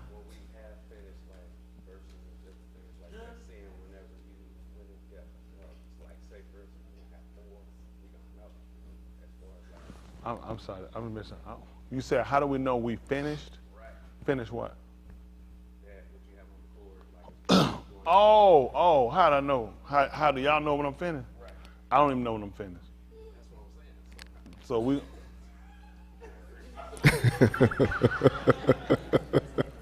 So once he say, we move, I don't know. We might not even touch this. I don't know. By the time we finish is when we're done. I don't have nothing wrote up, y'all. I apologize. I don't have it. Not saying it, but I don't know kind of how we going. We read. I might call so y'all know it could spin off from something else. We read, and we might go in depth from a word that we see that we weren't familiar with. We read or a definition we pick up from the English, and we might see it and understand that word, and then we start looking at how that word fits into other things we know. So it's always an issue, not an issue, but it's always, I couldn't tell you. I was looking at it and I said, okay, I erased some stuff. I said, okay, let's see if that's what he'll let us do or however. I try to keep myself available to where he can use me. And he can only do what my ability allows. If I don't have the ability, it don't matter about availing yourself. I just can't use you. It's not there. So that's one thing I try to keep in mind. That's why I try to settle things, get things out of the way in myself, because a lot of times things can be blockage and it can hold you back. People don't believe it. Even you sitting here, it's things you can hold on to and you can keep. They can keep you from progressing and what you hear. It can just block. It happens. And you have to be one of those people to where you can't allow too many things to attach to you because it become a weight. In the 12th chapter of the book of Abari, they call Hebrew, he said, laying aside every, what was it? And that does so it's not hard for it to happen. Easy. See, anytime you add things on, you make it easier for you to get yourself in trap. He says easy. You know what I'm saying? Like Hump said, easy. So that's why we want to make sure we, keep in mind a perspective and realize there's certain things you got to let go when they come out to you. You just can't keep yourself kind of entangled with. Even he talked about in the book of Second Barnabas, that they call 2 Timothy, the 2nd chapter. He said he had chosen to be a soldier. He said he don't entangle himself with the affairs of this world. So that's a lot of us, we can, it's things you got to do, but it's certain things you just really can't get yourself entangled with. Y'all done had like a shoestring tangled up. How many of y'all done had, any of y'all been fishing before? Any of y'all got your line twisted up? Have you ever tried to take it loose and it get to be too much? And what you do? Because then you just realize it's taking too long. I'm losing time. It ain't, man, I had to restring it. If I keep what I'm doing, I ain't getting nothing done. So now that's what you look at. I can't entangle myself. All right, now I'm telling you, or sometimes you might tell someone, hey, move, get your line. Because if it get tangled, I know this is going to hold us up. You got it? So all these things we see naturally, we use as a way to understand the importance of tangle. If you don't know what tangled is, it doesn't make no difference what he says about it. I don't even understand what he's saying. It's knotted up and it's taking up time, and now this is time I could be using that I could be doing something else versus I'm sitting here trying to unpuzzle and unlock something that just got me behind because I don't want to go through cutting. I've done that before, even though I used to spend time. I'd be like, I was pretty good getting knots. Sometimes you look, you say, you know what? I see somebody catch a fish, I say, I could have cut this damn thing and been done. But I was like, I'm going to save the line. And you realize you wasted time. And that's what we want to learn when it comes to the debar. Learning when is a good time to put effort in behind something, when is a time to say, just go ahead and let it go. You know what I'm saying? All that comes with reasoning, rationality. I know that's not what you asked me, but since I was talking, just kind of want y'all guys to understand, I couldn't tell you where we're going. Once we get to work, once we get to going, Mr. Yahuwah will do his thing, then we'll go. If it's to finish this and go through this, we'll do it. If it's not, something totally different, however he want to go, we'll go that way, and that's how we'll route it. We'll see, but it's hard to say sometimes if I'm finished or not. I don't know. Let's see. Romans 15:4. Listen. For whatever Nikatab before. Whatever was written before. Nikatab to Lamadus. To Lamadus, to teachers. And what's good about that, my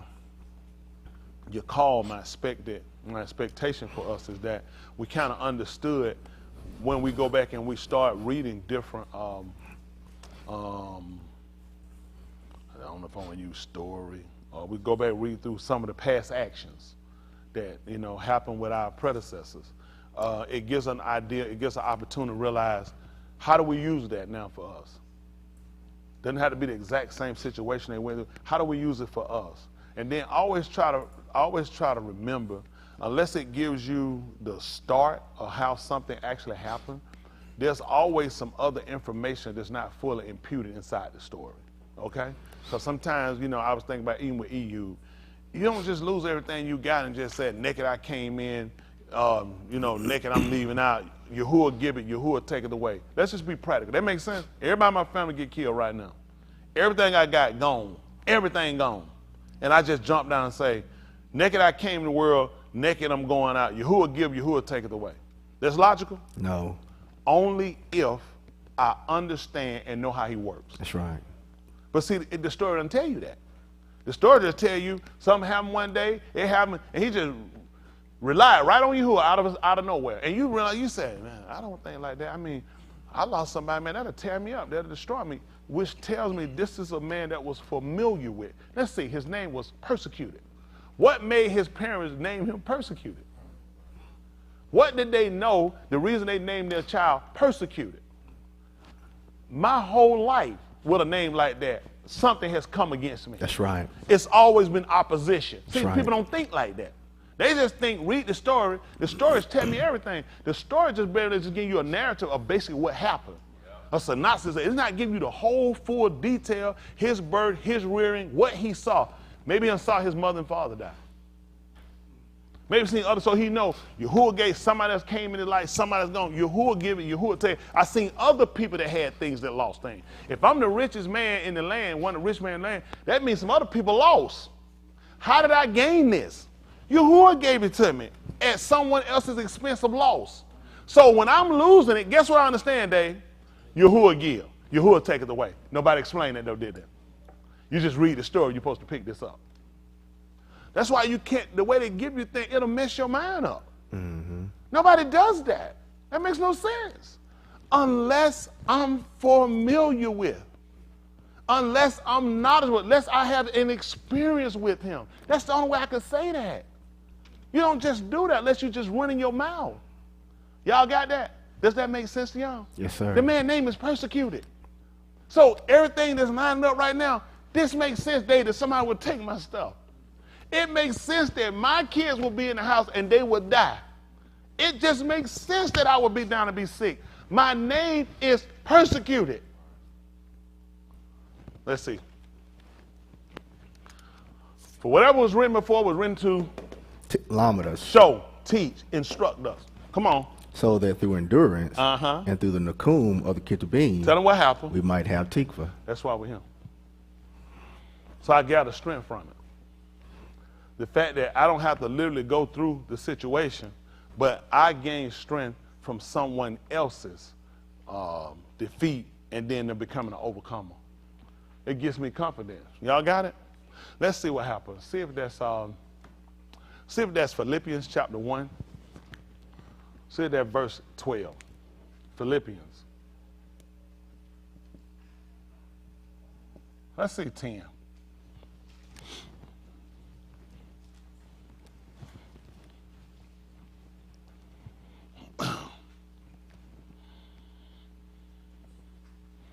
Let's see.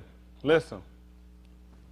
So that you shall know between Tube and Rosha in order to be pure and without obstacle until the yom of the Mashiach.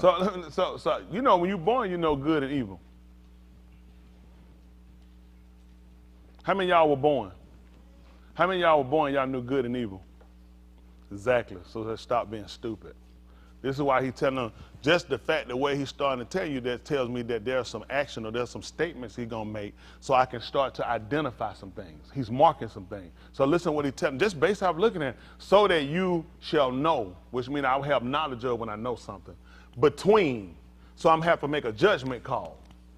In order to be what? So I need to have something that symbolizes.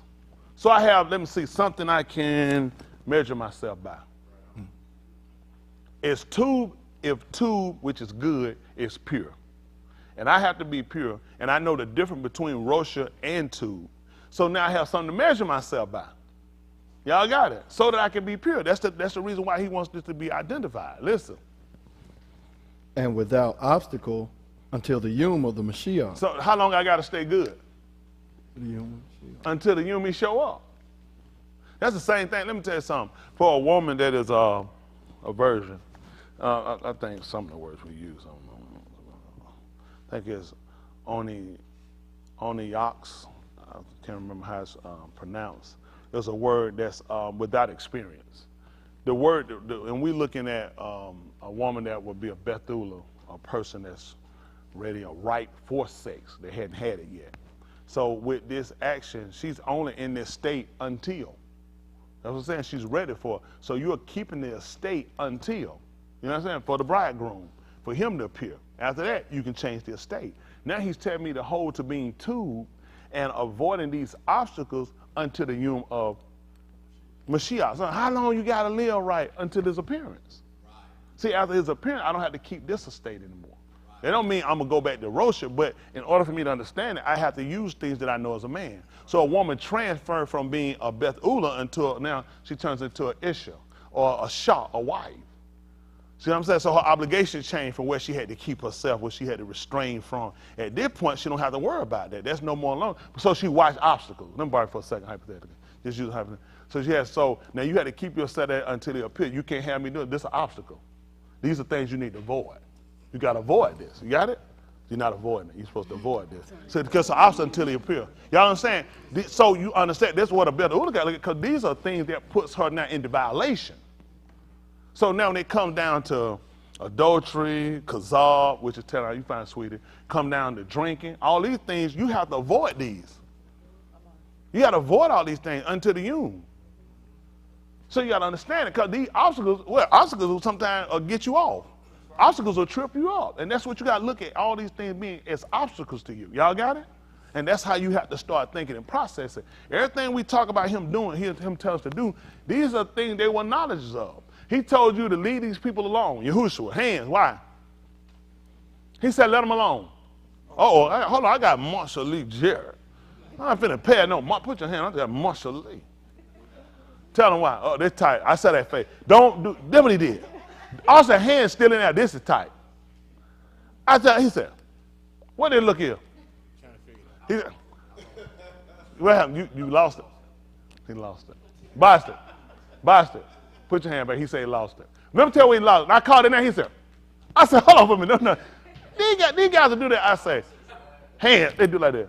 I said, call in there. He said, they be like, I wouldn't think you were going to call me. I was just going to look like I always had an answer. You had it, just went. That thing shot out. I messed him on. So we got Boston. Oh, my. We got Chris in there, too. Oh, my goodness. He said easy. Boston hand up and Austin hand up. We got Papa's son. We're going to Chris Kringle. He passing out gifts. oh, we got Debunking. Man, we ain't getting no Hayward. Hayward done got so much stuff wrong. Hold on a minute. Will y'all pay a dip to Hayward? Boston, will y'all please pay, can y'all please pay a dip to Hayward? Like they say. Hayward. What? For in the day of harvest? Huh? Say what? Go to, and in the day of harvest, he'll do the separate. That's exactly what it said. That's exactly ain't what I wanted. I knew he was going to do that. Boogie, you just put, the Boogie done ran. I can't believe that. Boogie, are you serious? What? What? He said, I thought he had it. All right, we got Papa. It's a lot of photo journey. Now we got Boston and Papa's son. This type. You saw Satan. If y'all raise y'all hand, y'all had to hear it. I'm in the way. Who all heard what I said? That type, they don't know the answer. They heard what I said. Boston gonna snap. That's it, Boston. Snap on them, Boston. Show them you love them, Boston. Show them you love them. All right, let's see. All right, we're going to see Papa's son. Let's see what he got. This is a lot on line. What happened? Blind leaders of the blind. What happened? Both two gonna fall in the ditch. That's exactly right. That's right. That's right. If the blind lead the blind, they both too gonna fall into a ditch. Because you know what's gonna happen? They're gonna miss the obstacles. That's right. They're gonna miss the obstacles. You see how important it is to, so when he tell us things, there are things that people are familiar with. When he told them as a saying that the blind lead the blind, they both too gonna fall in the ditch. What did the people know? This ain't never happened before. That's stupid. Blind people don't trip. Blind people don't fall in the holes.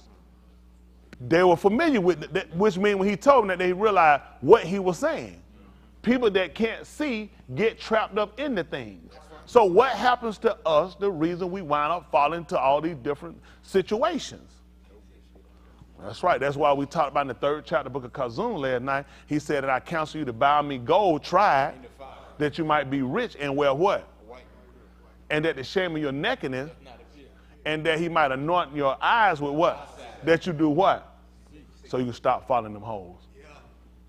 You can start avoiding these obstacles. You see what I'm saying? These are things that's important. See, when he's talking about things that you can literally understand. You can literally understand. How many of y'all have rode down the street and you wind up busting a tire because something's in the street? And why did you wind up busting your tire? You didn't see that? And that was an obstacle.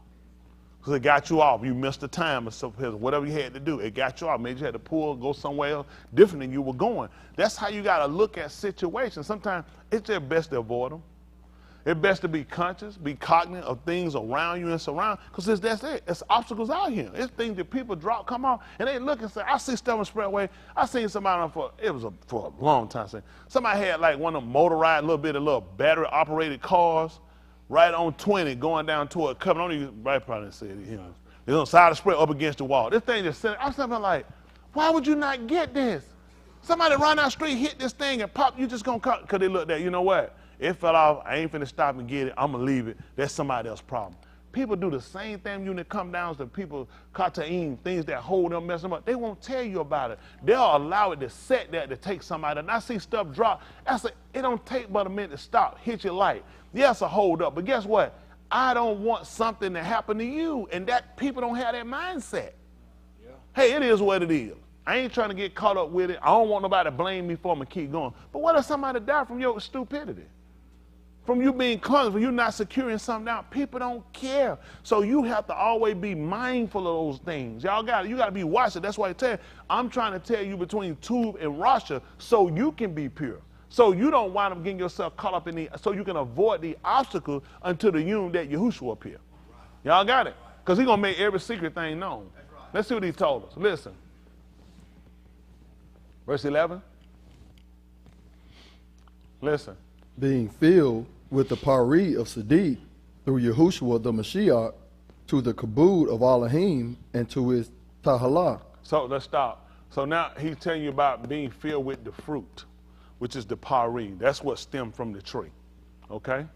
Or fruit can stem from vines or different things like that. So now he's telling us now, if you learn about being filled with the fruit of Sadiq through Yahushua, the Mashiach, to the kabod, which is the glory of Elohim, and to his tahalim, to his praise. Then let's try to see what is the fruit. See that the 4th chapter book of Galatians? Is that 5, 7, ran well. 5, what is 14? Galatians. So that's what I want.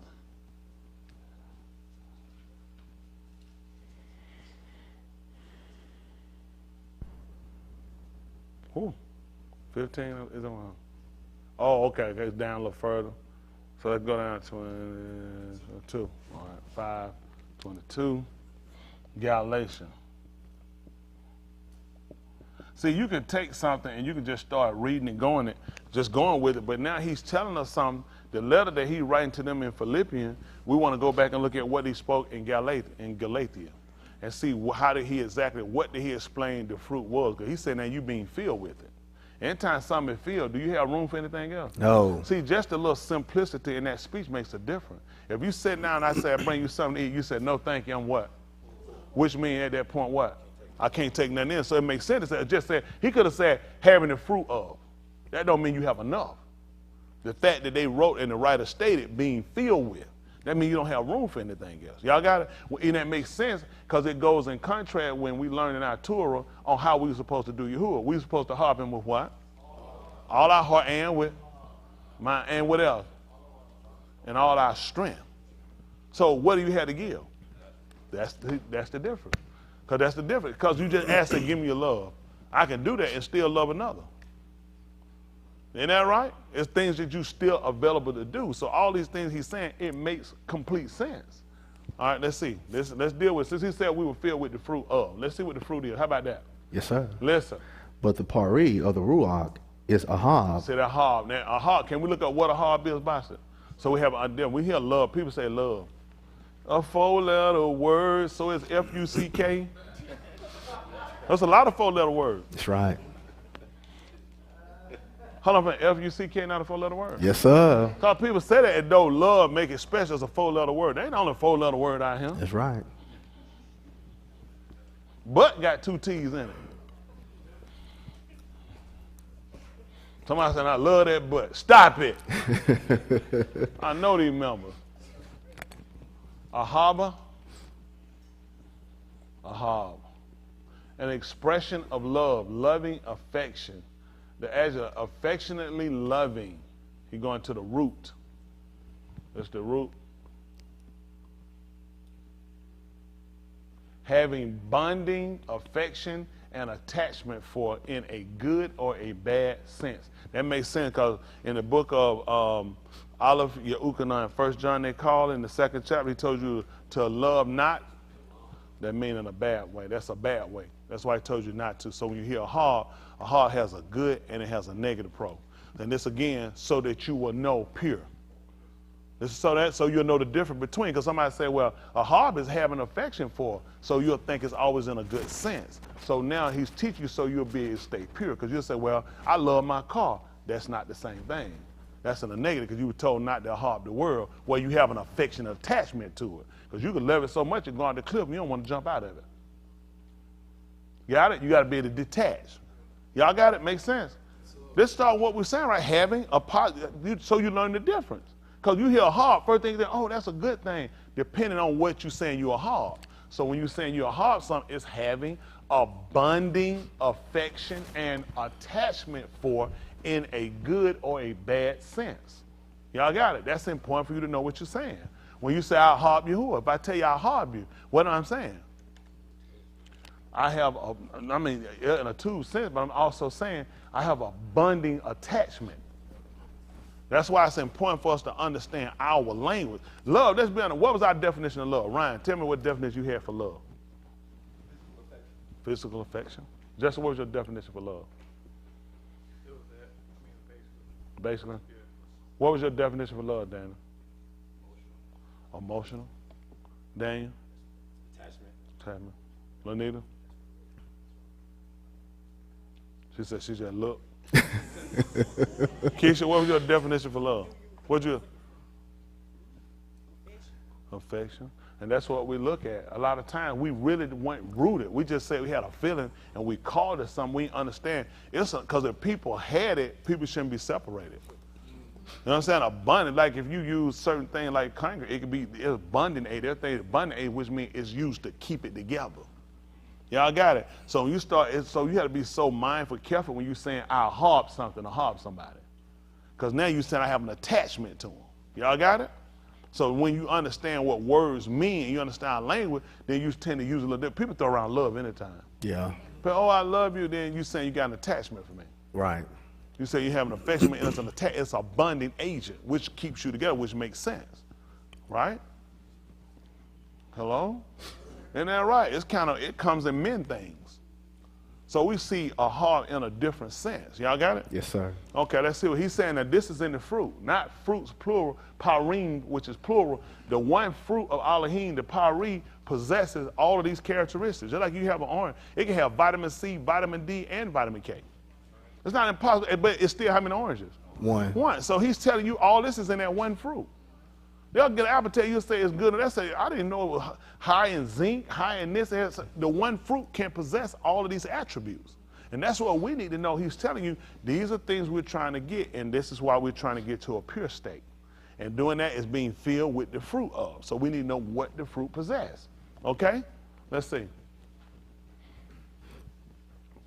But the fruit of the ruach is a heart. Let's see, joy. which is Shusha. Let's see what joy is.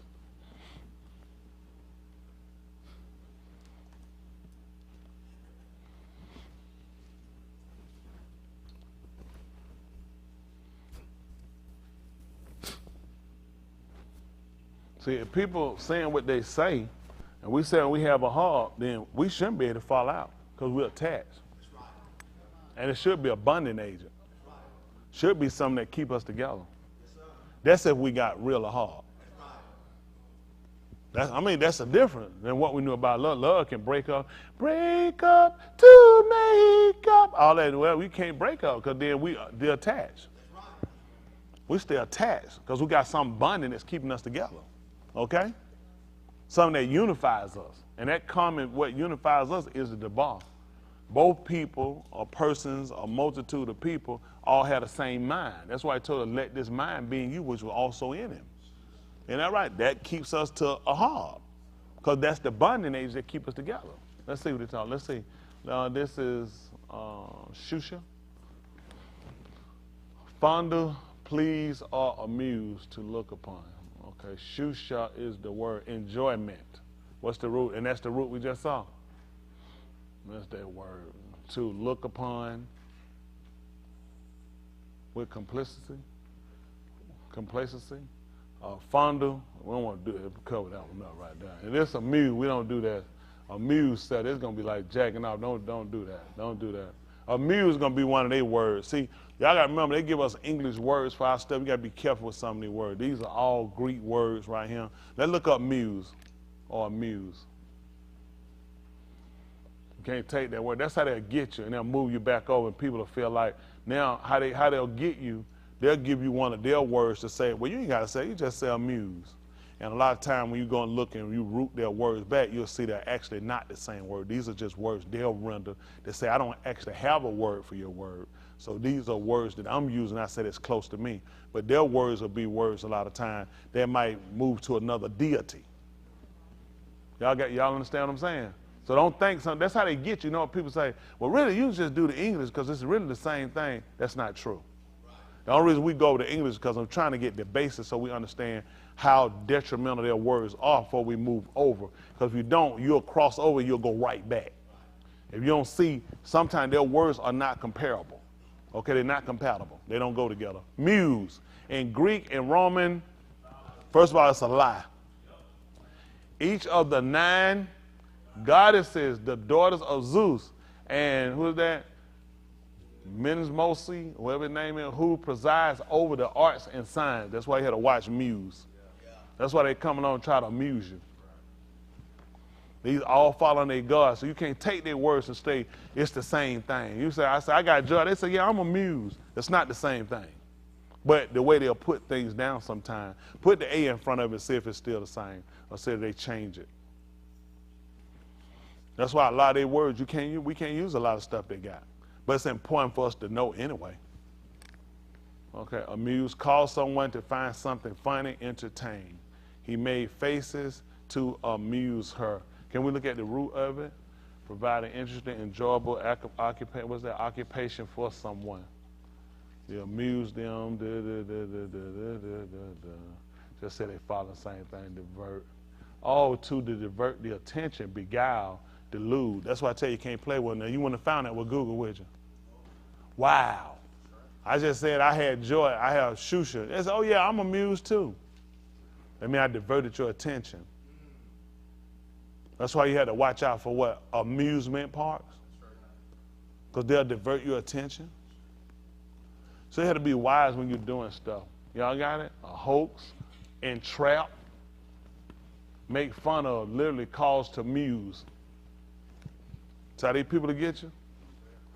So we have to be so conscious of everything around us, and people to think, oh man, they're just looking and making sin, quote unquote. We ain't making sin, we're just trying to be conscious, cognizant of things that are going on around us.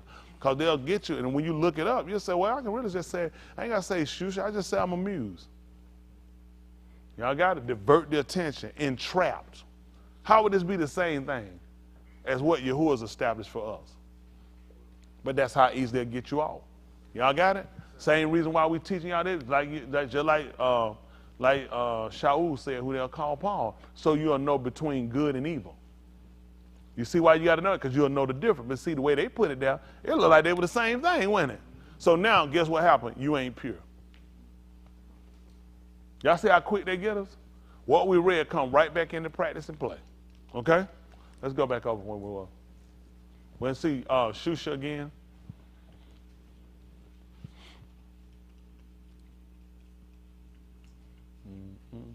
Yahusha, enjoyment. Delight, pleasure are the two words that he'll use for Yahusha. And the rooted to, fondle, please. So we know not to pay this no fondle. We don't be doing no stuff like that. I don't like that fondle. That's about closer they're gonna get. They don't know what they're doing. But we know it's an excitement. That's what we're looking to have for the union when Yahusha will come up. Y'all got it? We're looking to have an excitement for our expectation. Y'all got it? Because he don't show me nothing that makes sense that I want to use to say it gives me an understanding for it. Okay, then love, joy, shalom. Let's see. We know shalom saying peace, but let's look up what peace is. We look it up from our word shalom, and we can look it up from the dictionary, so we get an idea on both ends. Give me just a little bit of air to break that heat. Those y'all gonna be sick, you're gonna be sick anyway. Don't try to use it on the air either. No good way you're on program to be out Wednesday night. Freedom from disturbance, tranquility. That's what Peter. Now you think about this. There are things that keep you. Let's see what disturb is. Because I know we say we'll say what is shalom? It's peace. What is, peace. We kind of say when we're talking about tranquility. Can we look up these words? Tranquility. We want to look up disturbance, okay? Or disturb. Interfere with the normal arrangement or function of. That makes sense, doesn't it? Yes, sir. So when Yahusha told you he came to give you shalom, which means he came to get you from disturbance. Right. What we doing about that? No, that's all right. You get a word. So I'm going to interfere with the normal arrangement or function of. There is a way he has designed for us. And because we don't have shalom, we have a disturbance. Which means disturbance keeps us from a normal arrangement. We have an arrangement in Yahuwah that if we call, but because there's a disturbance, he's not answering. Y'all understand that? Yes, and y'all understand that's the normal arrangement? That I'll feed you, I'll clothe you, that I'll keep sickness from among you. But the only reason why you're sick is because there is a disturbance. So when Yahusha told you to come unto me, all you that labor heavy laden, and I will give you rest to where you won't have a disturbance. Sometimes when people in the hospital, the in there just hype that shit in the hospital, I'm saying they'll come in and say, excuse me, they said, visiting hours are over. If you could, you kindly leave so she can get some rest. Saying that, what are they telling me? You're disturbing her in a nice way. You're disturbing her. She needs to get rest. So Yahusha was saying, if we came to him, I'll give you rest, which means I'll take the disturbance out where you won't have to be sick, where you don't have to suffer the things you're suffering, where you can have this relationship with him that when you call, he'll answer. When you're in trouble, he'll come and he'll deliver. He'll be a Yahusha. But you don't have it because there's a disturbance. The police will come out sometime. They say, we got to call about a disturbance. Y'all got it? It'd be a noise ordinance. Sometimes noise will disturb you, certain sounds. So all these things are important for us to realize. He's saying inside of the fruit, the pari that Yahusha has filled it with, you have all this. And the reason why, let's see, why you don't have this shalom, because there's a disturbance. Make sense now? So these are things now you can use to measure yourself by. All right, come on.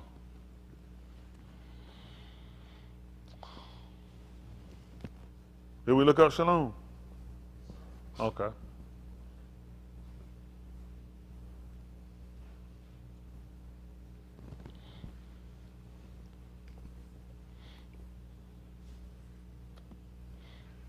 Shalom. Well, happy, friendly. Well-being, one's welfare, health, prosperity, peace. See, all this go along with it.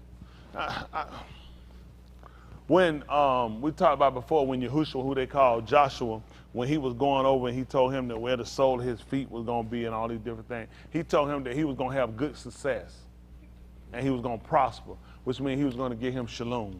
So we never look, I was just looking at just resting, but he said, but also I'm going to give you health. And I'm going to give you wealth. All that goes with Shalum. Right, right. So we never do that. We just think, no. Just like a person in a hospital, and when I use that illustration, if she was in the hospital and they told me about, visiting the hours over, they needed me to leave because I would be a disturbance. She needed to get rest. Guess why she needed to get rest? Hello? For what? Them stood back there looking at you, man, about to slap you in the head saying, that's the answer you got? No, so she can get health. See, it also goes with her health. Y'all got it? When her health is better, guess what else she can go out and she can do? She can get her wealth. So you see how Shalom plays a bigger part than just rest? Resting also allows your body to heal. These are things you need to know about yourself. See, they need you to see rest. What's the purpose of that? I need to get some rest so I can continue what I'm doing. Y'all got it? So this makes a difference. So the rest is for the health, and then we get to the wealth so you can prosper, so you can have success. And you can't do that when you want and you're beaten down. Y'all got it? Okay. See if it makes sense. All right, come on. Then he put safe. We definitely need to be safe for these people. See, that's why I'm for the liberation of our people, because this is the first thing he told them, you need to be safe. And how he did this for them when he brought them out from Mizraim. See, it wasn't just a matter of coming out of Mizraim. That's why he had to kill Pharaoh and them, so they could be safe. Remember, he told them that you won't see them no more after the day. You know why, Dave? There was a disturbance. They messed up an arrangement he had. He told them that they need to go out and keep a muhar for 3 yamin. What did Pharaoh say? They need to be working, which means that was going to be a disturbance. So the reason I can't do what he said, because of this disturbance. So then it makes sense for Yahuwah to come and give them Shalom. Matter of fact, Shalom Alam. Because he said you won't see them anymore after the day, which means you won't have any more of a disturbance after the day. Which means your health, your resting, and your prosperity is coming now. Nobody never taught it that. Man, listen, Christianity teach you to accept being poor. Yeah. That makes absolutely no sense. Who the man gonna get to follow him poor? The man said he was sent to the poor. What did like come to the poor people get through hell, we still poor? Man, you could have stayed where you was. That's right. I came to the poor. Who poor? Somebody be poor. You poor. Coming to the poor. Hey, poor, I came to you poor. And poor, I'm him, poor. Poor, I'm him. But hold my hands and my feet, poor. Poor, I am here, poor. Now, how much more money you got? None. Nigga, the only one be happy. Shouting, rolling on the floor, done knocked over the last little morsel of bread. It makes no sense. Stop it. Just stop it. I mean, if I came to, why? Let me say something. When he came to people sick, he healed them now. Right. He came to the blind, he opened the eye. Got to the poor, man, I'm broke. This makes no sense. Only if you're coming to give me the Shalom, you're going to give me the rest, the health, and the prosperity. This don't mean I got to be wealthy, but you're changing my estate. Just like when a person becomes saved, obtain the Ruach HaKodesh, it makes no sense if I'm still the same person. Then I've gained nothing. That's why he's telling us to let us see, when he said being filled with the fruit of, of the Mashiach, isn't it important to know what's contained in the fruit of the Mashiach? I don't just need to be reading and running. I need to read and understand, don't I? Comprehension. All right. Did that make sense to y'all? All right, let's go back. I know it's a little slower, but it's just better when you understand stuff. All right, so we understand love. Joy is what we know, ahab, shusha, shalom. Patience.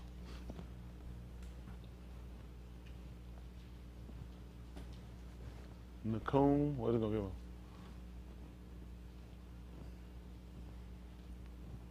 Oh. What is this? This patient? This is what they put for patient? Okay. Orik. So what they're saying here, y'all watching, this is the aleph. They're saying that this is kolam, which they're saying that your olive makes an O sound. This is why a lot of these groups have a problem and they fight it, and they'll tell you the white man has changed your language and changed your stuff because they don't look at it in the cool vowel point. It's important for us to know both. We don't have to buy into the psychosis of what he's telling us that it's making a sound, but you need to understand why. At least if I'm gonna tell my enemy, if I'm gonna be a critic of my enemy, it ain't gonna make sense for me to understand what my enemy is doing so I know how I'm criticizing and why I'm criticizing it. So what you need to know here is the Nakud vowel point here. He's telling you that the olive makes an O sound. Y'all got it? When you get here at the Rosh, which one your olive bed, he's telling you that the Rosh has seagull with the three little puppy feet. He's telling you that it makes an E sound, and the E sound that you have is short, as in 8. Just the E in 8, not the E-I sound. He's saying that it makes an E sound, as in 8. So then he's telling you here when you get to the Koth, he's telling you that the Koth is doing, I don't know what he's saying it's doing now. But to the seagull, that's not Katif, that's so right. The 2 dots coming down are, put the vowel point up here. 2 down here. Yeah, Katif. Katif is what he's saying. So he's saying when you do this, Katif, y'all should have this. Let me see. No, you go to one. This is cigar. Remember I told you like the 3 little perfect cigar? Told you it's like the E. It's the E in 8. But here, so he's using cigar. So what he's saying, when you pronounce this, Arik, that you're doing this should be short. Don't put so much on the cough, on the K sound. He said it's short. So this is how they code words. They'll let you just get them and you'll read them and you'll take off with something and you'll enunciate it wrong. But for him, he uses his vowel point, so when he look at it, he knows how every word sounds. He knows each letter and how much emphasis you could put, which makes sense at 1 Corinthians, the 14th chapter. He said, except it gives a distinctive sound. That's why he uses the vowel point in the cool vowel point. So where you'll take something, you'll just go and pronounce something, say, oh, that's the same thing like the vacuum cleaner. And he's telling you, I know that's what you would think. So I just put a vowel point system that I know exactly how it's enunciated. Y'all got it? It's an E sound, but he's particular. Do you use the E? Is it long? Is it short? It's a short E sound. You can't, so you won't just go ahead and say, oh, it's an E sound. Well, how long is the E supposed to be? So now I got you on another end. You're thinking, okay, I got it. I know it's an E, but is it a long E or a short E? So he'll use Katif. Let's go back to the chart right quick. All right, this is your chart. Y'all say I let you know this? See this? This symbol you need to watch right here. Commits. You see it? This is his vowel point. So he said I'm using the A. You see the olive. He's saying aqua. He's saying it's long. So you're saying the A. How long are you to hold the A when you're enunciating it? It's long. That's a difference. It changes the meaning of the word. It changes what you're saying if you have it short. This is why he has the vowel point. He knows commits. When you see it, it's like A and aqua, and it's long. Patak. He knows when you say, okay, it's the olive. Well, how's the olive supposed to be enunciated? It's short. You don't hold it as long. Because all this changes the texture of the word. Y'all got it? All right, I mean, let's think about it. It's certain things you bake. It'll call for certain liquid. They give you a measure. They give you an amount to put in it, don't they? Why? Because it'll change the texture. It'll change the outcome of what you're making. They don't just say pour water. How much? How much milk? The gallon? A pint? They're going to let you, is it a cup, a half a cup, a teaspoon? How much salt? Come out and read it. All they're looking at, I know salt and sugar and water going down. How much? Because you'll think you got the same thing I got. All of my stuff been measured. This is how we've lost. And this is why groups get out here and fight and everybody make a mess. Because everybody start, oh, they don't try, man, we ain't got no damn O, and they'll give us a damn O. He's telling you, he's not telling you got an O. He's saying when the letter is enunciated, it gives the sound of O. The problem we have, you don't even have an A. You don't even have a letter. All our stuff were pictograms.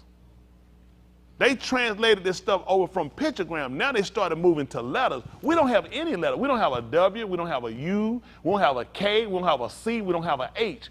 All of our stuff, can we see what our original was, Boston? This is what you had. This is called hieroglyphs, which is our king. Pictogram, hieroglyphs, and you use we use symbols.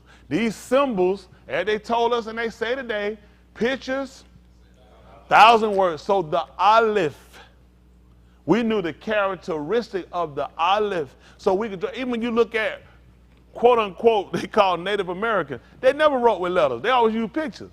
They drew out everything. You could look and see there was a war, and they'll scribble across to make wind, and you could see a plague, a disease came, they'll draw pictures on of people on the ground. You knew something came through, a sickness, and it killed them without them writing it out. So they use pictures for words. This is how we normally symbol. So here you start looking at the middle symbol. We started changing some of our writing due to time and culture. So you start looking at the symbolism starting to change. The foot, what do we know about the foot? Walking. They said the foot was also they used to play games. So the foot was essential for them. The bed, and you see this is a floor plan. White people do it now. They'll show you an architectural plan of a house. This was the architectural plan of a house. You enter here. This is where guests stay. On this side, who stays? The family. So when you saw the house, you knew this entailed the family. All this was important, and they knew who stayed here, the guests. What's missing? The door. This is it. The door, which is something dangling, hanging. The door. So you put the door. When Yahusha came, he said, guess what? I am the door. I'm the door. I'm what's missing here with the family. If any man enter by me, he said that man can come and he can stay, and he no more go out, which means he'll be on this side.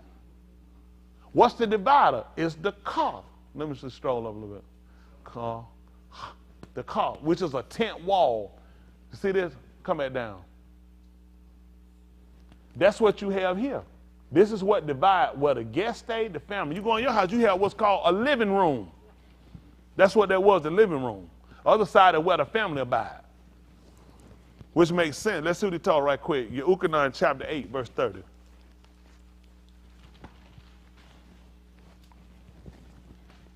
That's why I told you, Destiny, I don't know if I'm going to be done because I don't know where I'm going.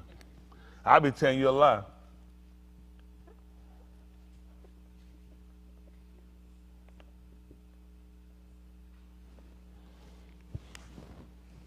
I hope that didn't hurt too bad here. We got that wrong.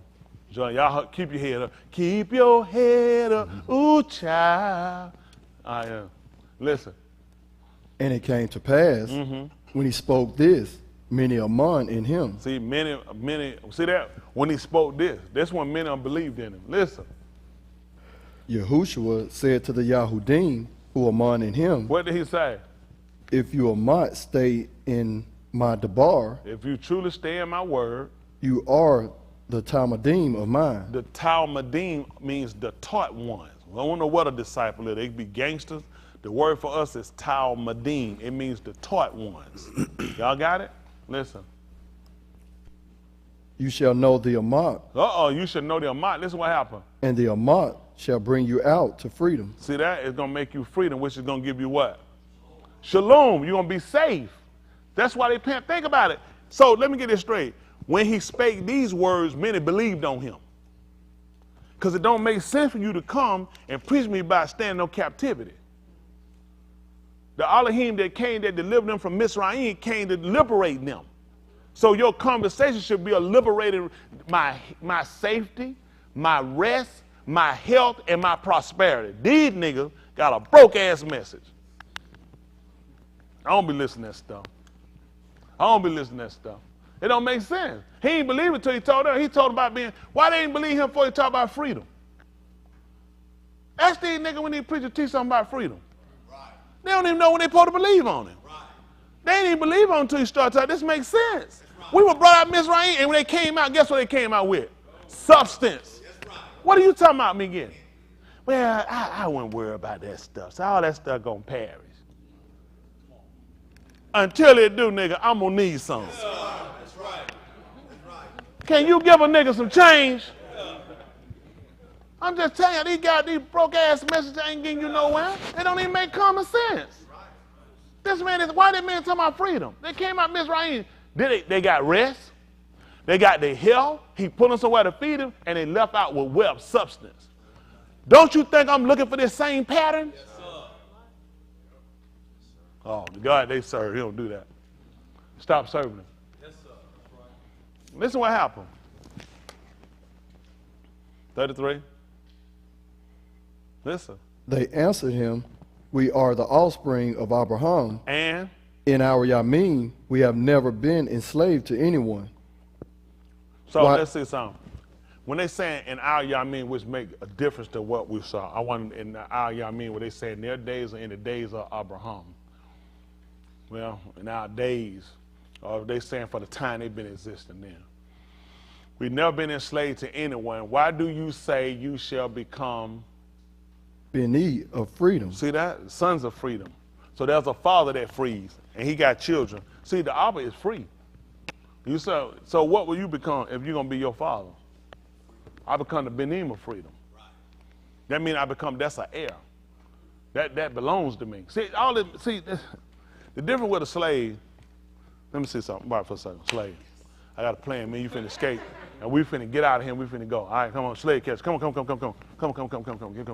catch her. Now you take it back. Damn. Stuff happened.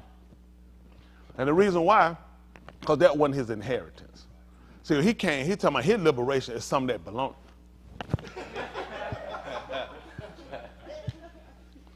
A 2-time here, you're getting a check by your name. I got good. But you see what I'm saying? When it belongs, he's telling, see, you ain't got to worry about running to escape, something catch you, bring you back. This is something that belongs to you. You ain't got to worry about they gonna catch me and put me back. That's the problem I got with some of these so-called these people trying to go and try to liberate. They're not giving us liberation. They putting us, you still in captivity. Like the book said, why they promise you liberty, they themselves are the servers of sin. These folks not trying to give you none of no real deliverance. They give you temporary. I don't need no bend and no gunshot wound. Give me something that makes sense. Hell, I ain't got time to be running. I'm too old. Walk my ass out of him. I'm taking my time. I'm coming out with a cane. That way. What you doing? Walking my ass up out of here. Taking my time.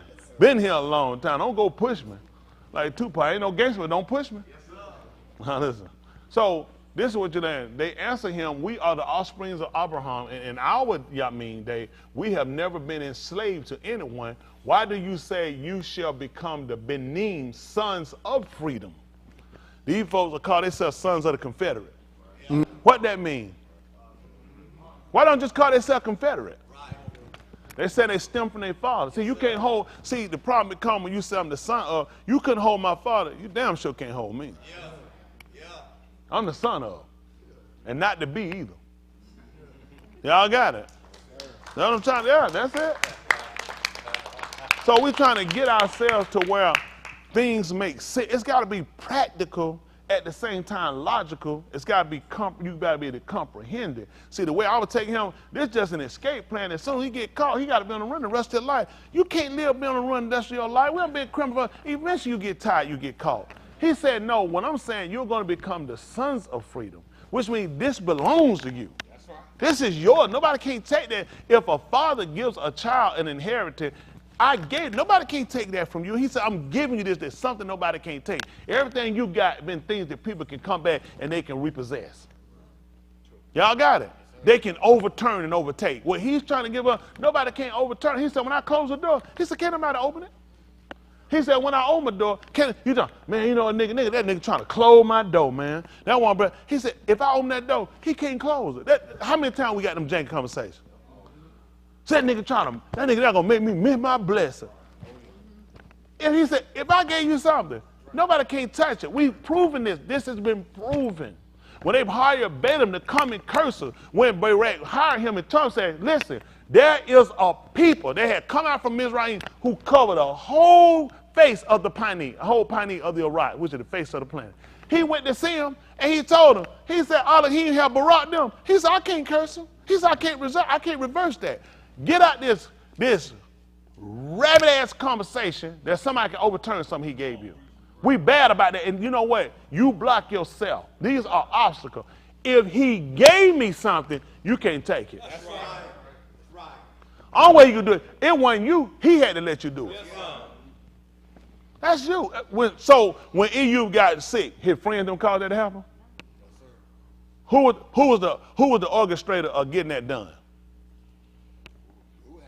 Well, that's what I'm trying to get him to see. Satan asked for it. He can't do nothing unless he go see him. He had to go ask him. He said, you got a hedge around him. I can't, so now, so look at this. So how many of y'all feel like you being attacked by Satan periodically from time to time? How that happen? He just did it on his own. He just wake up, I'm just go attack Teddy. He got to go see him and ask him, can you open that gate up? You mind, if you don't mind, you'll unlock the gate. You'll put a little hole in the fence so I can get in and do that. That's why when it comes to Palau, if Satan doing it, won't you ask Satan to stop? It don't make sense to Palau to Yahuwah, ask Yahuwah that when Satan doing what he want to do. Since he's only doing what you allow him to do, it makes sense to stay focused and talk to you. And let you do what you do to tell him it is enough. It's enough. Y'all got it? But how do we practice? It don't make sense. I need to be, listen, Satan the one got me. Satan can't got the hold on me. Say, why am I talking to you? Why not talk to Satan? See, you don't want to be practical, do you?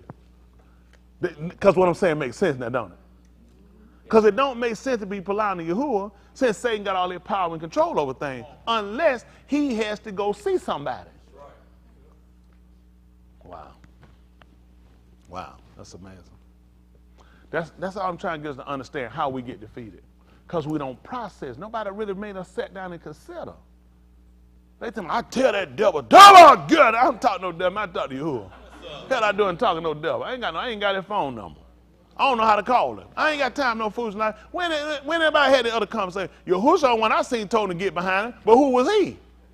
That made a difference. I ain't had nobody else talking to Satan. Why am I having this conversation with him?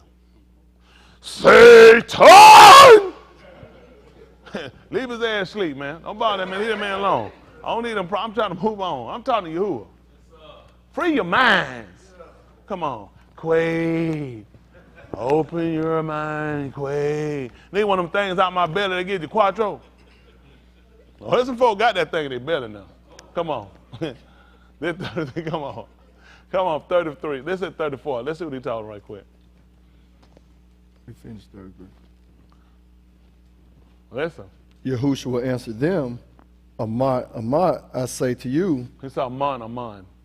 Aman, I say to you, anyone who commits kata is the abad of kata, which is the servant of sin. Come on.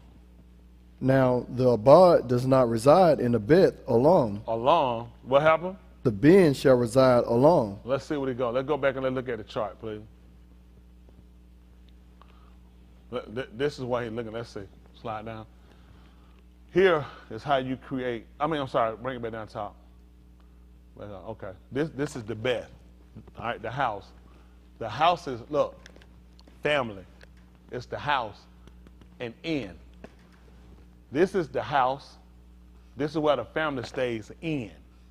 The reason why they believed in him, because he explained something to them that was already their teaching. This is the house. The family stays in the house. A servant comes on this side like a guest. And guess what you got to do? We finna go to sleep. Your ass need to leave. He's saying because you commit kata, you don't come on this side. Like we used to do your marriage, stay out of my bedroom.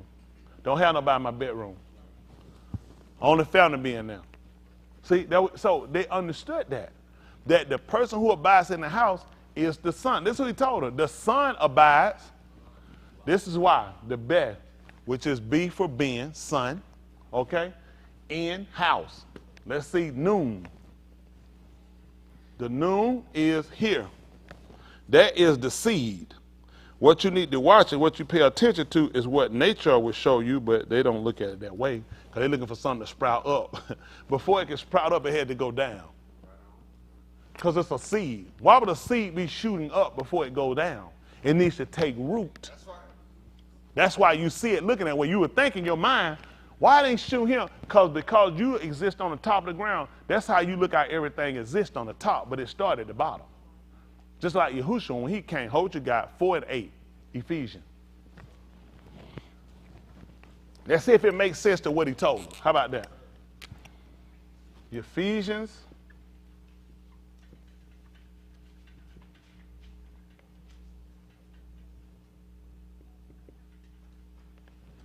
I don't know, folks, look, I said ass. Then don't scratch it out your Bible. Don't put ass in your, and hell, scratch them out your Bible. They cuss words, they bad words, shouldn't be using them. Stop it. Listen. Therefore, it says, when he ascended on high. Listen, when he sprouted up, listen what he did. He led captivity captive. And gave Barak to Anashim. Yeah, it should be Baraka. He could gifts. Baraka, I think should be the word because it's plural now. Let's see. What did it say? Oh, Matanath. Okay, different word for gift. Matanath is what they use him. Because then you look in the language chain, huh? Matiyah. Y'all gift are out of here like Matiyahu, like Matiyah. Because we use Matiyahu, which is the gift of Elohim, Yahuwah, but then Matiyah, which is gifts to Anashim. Let's see what he did. Now that he ascended and said. said. Pay attention. Now that he ascended. Which way is ascended? Let me see your hand. Let me see. Let me see. Now that he ascended. And said. What happened? What is it but that he also had descended first? That's why when you look at the seed, he also descended first where? Into the lower parts of the arise. Let's go back and look at the chart. Look at the noon. This in the ground. Which way is it going? Down. And it has to do that when? Then it does what? So guess what people didn't know when they see something come out the ground? It went down first, then it came up. That's why when he told you the son abide forever, he understood how this worked. Because he goes down to take root. Y'all got it? Yes, sir. Then he ascended up. That's why he came down here to take root. Then he could go up. Are y'all all right? Yes, sir. So now when you look at, let's see what the son is, the noon, seed. That's a son, a seed, or a child. A seed. Look, continues, an heir, someone that possesses a son. So now we look at him as, roll it down again. No, I'm sorry, up. Ben, house, family. Starts with who? Father, Abba, Ak, the Aleph, Bakar, which is strong, power, leader. How many of you look at y'all dad as strong, power, and a leader? Guess what? That's why we say Abba, because he's the strong man of the family, of the house, and you got to keep him in the home. That's why your white system keep you out, nigga. Why do you think he keep you out? Hell, I need a strong man in the house for? I need kids and juvenile. And the reason why the system works against you because you didn't know what system was sick. Now guess what that's called? A disturbance. That's why Yahuwah is recovering his people by giving them Shalum, which is rest, safe, health, and giving them prosperity. That's why our home's destroyed. What he told you? Lack of knowledge. Why you think your home destroyed? Think about it. When you say Abba, this is what you're saying. The Aleph and the Bet. You're saying he is the leader, he's the strong of the family, house, and he's in them. So now, when he's designing, he has a being, which becomes, let's go down to the noon,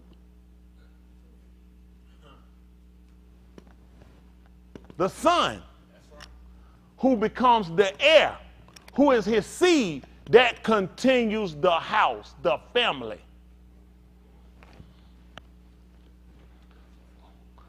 Go back up. The mother we call the aim. We're saying she's strong and she's a leader and she has power. Let's go down. Mem, the water. Water, chaos, mighty. Blood. That's what we look at her to aim. Somebody that can guide, direct the house. Because she's strong too. She's mighty. Now we got our women that weak, pitiful, piss poor. No direction. No strong tower, no direction, no power, second resurrection. I just came over there from nowhere. Before I close my eyes, I want to know. You know what Kerry said? He said, indubitably. But this is the things we have to look at. The difference in our words and what they gave us is the idea that he had behind it. Now, what happened? The reason why the mother today is not an aim, why the father is not an Abba, and why the son is not a Ben, is because of the disturbance. The games, the phones, the drugs, everything they giving him. So he can't continue. He can't be an heir. He want to be an heiress. That's a disturbance. They want to open your kid up to homosexuality. These are disturbance. So Yahuwah come to do what? Send Yahusha to do what? To get rid of the distraction, the obstacle, the disturbance, so you can become an heir. So you can stay in the house. Y'all don't want to do that. Let's go back down to the cool PowerPoint real quick. So this is how they get us. So when they write and they start showing you, like we was looking at their Oric, they write with a vowel point system and saying, if I was going to enunciate it when we talked about transliterating, which means that you write in order to enunciate, they're not telling you that it's not an aleph. They'll just tell you that the aleph makes an O-type sound. So if you want to write it in transliteration, which is to write in order to enunciate, they're going to use an O instead of the aleph. Now you're going to get pissed and you're going to lose it. You're going to say, them crackers done took your stuff. Now change your A to an O, and the problem you got, you don't even have an A. Let's see who has an A. Can we see the Aleph chart? This is your writing. Let's roll back up. Where's your A? Come on down. You don't have it. This is a plow. The animal goes here, or you can put the two animals here, your plow here, and you will stand back here and you will hold it back in. You see this? This is a plow. You don't have an A. Let's see what the Greeks did and the Romans. Come on. Wow. An alpha. Now, the Romans have came along and they used the letter A. Look at there. This is, the Aleph. Hold on. Slide on. And there's some more over here. This is it. Which is, okay, the Roman, the Greeks. The Greeks, we know which is the alpha. I said that's the Aleph. The alpha here, and the Latins gave you the letter A. Look at this. This look familiar? This is a plow. The cracker done told you this is an A. And you done ran your willy-nilly ass up here, arguing with me, fighting with us, and I'm trying to tell you this is not an A, this is a plow. Let's see. But he looked so intelligent when he gave it to you and flipped it up, and you thought you know something. He stole it from us. This is a plow. You put an animal here and an animal there. Here you will be behind holding the back of it because it's a plow. All right, come back over. And then look, and then the Greeks told you, since yours is the olive, which is the strongest, more versatile animal you had, and you started with it first, guess what he told you? Yeah, I got an alpha. A head dog. So he got you, and then the Latins came over and gave you, and they taught you A.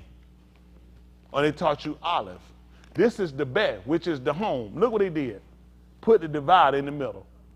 Let's go back over. If you turn this up and you close that off and pull that down, guess what you got? His letter B. What you have is a bet. This is a home. Hello? All right, I'm trying to help y'all out.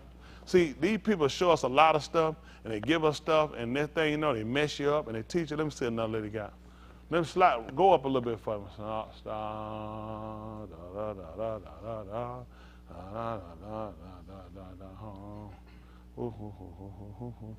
Ooh, that thing's small. Open it up a little bit more.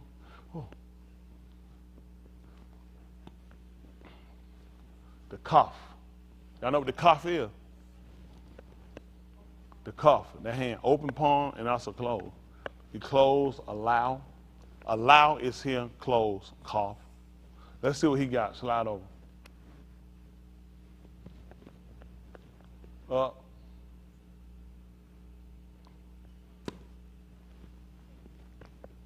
He give you a cuff too. He give you a C.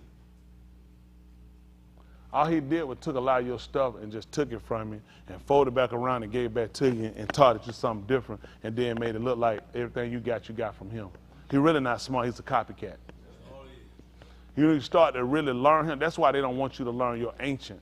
And everybody wants you to stay with the modern because you won't really pick him up and catch him and realize you're a damn copycat. All you did, you don't plagiarize. Nothing but another Elvis Presley. He'll stole all your stuff, turn around, give it a different title, took sound, same sound, gave it back to you, and then look like here. Look at him, man, I made all this up. This is how smart I am. When I made this up, oh, this was like 1 BC. What date was that? Yeah, 1 BC. Seriously?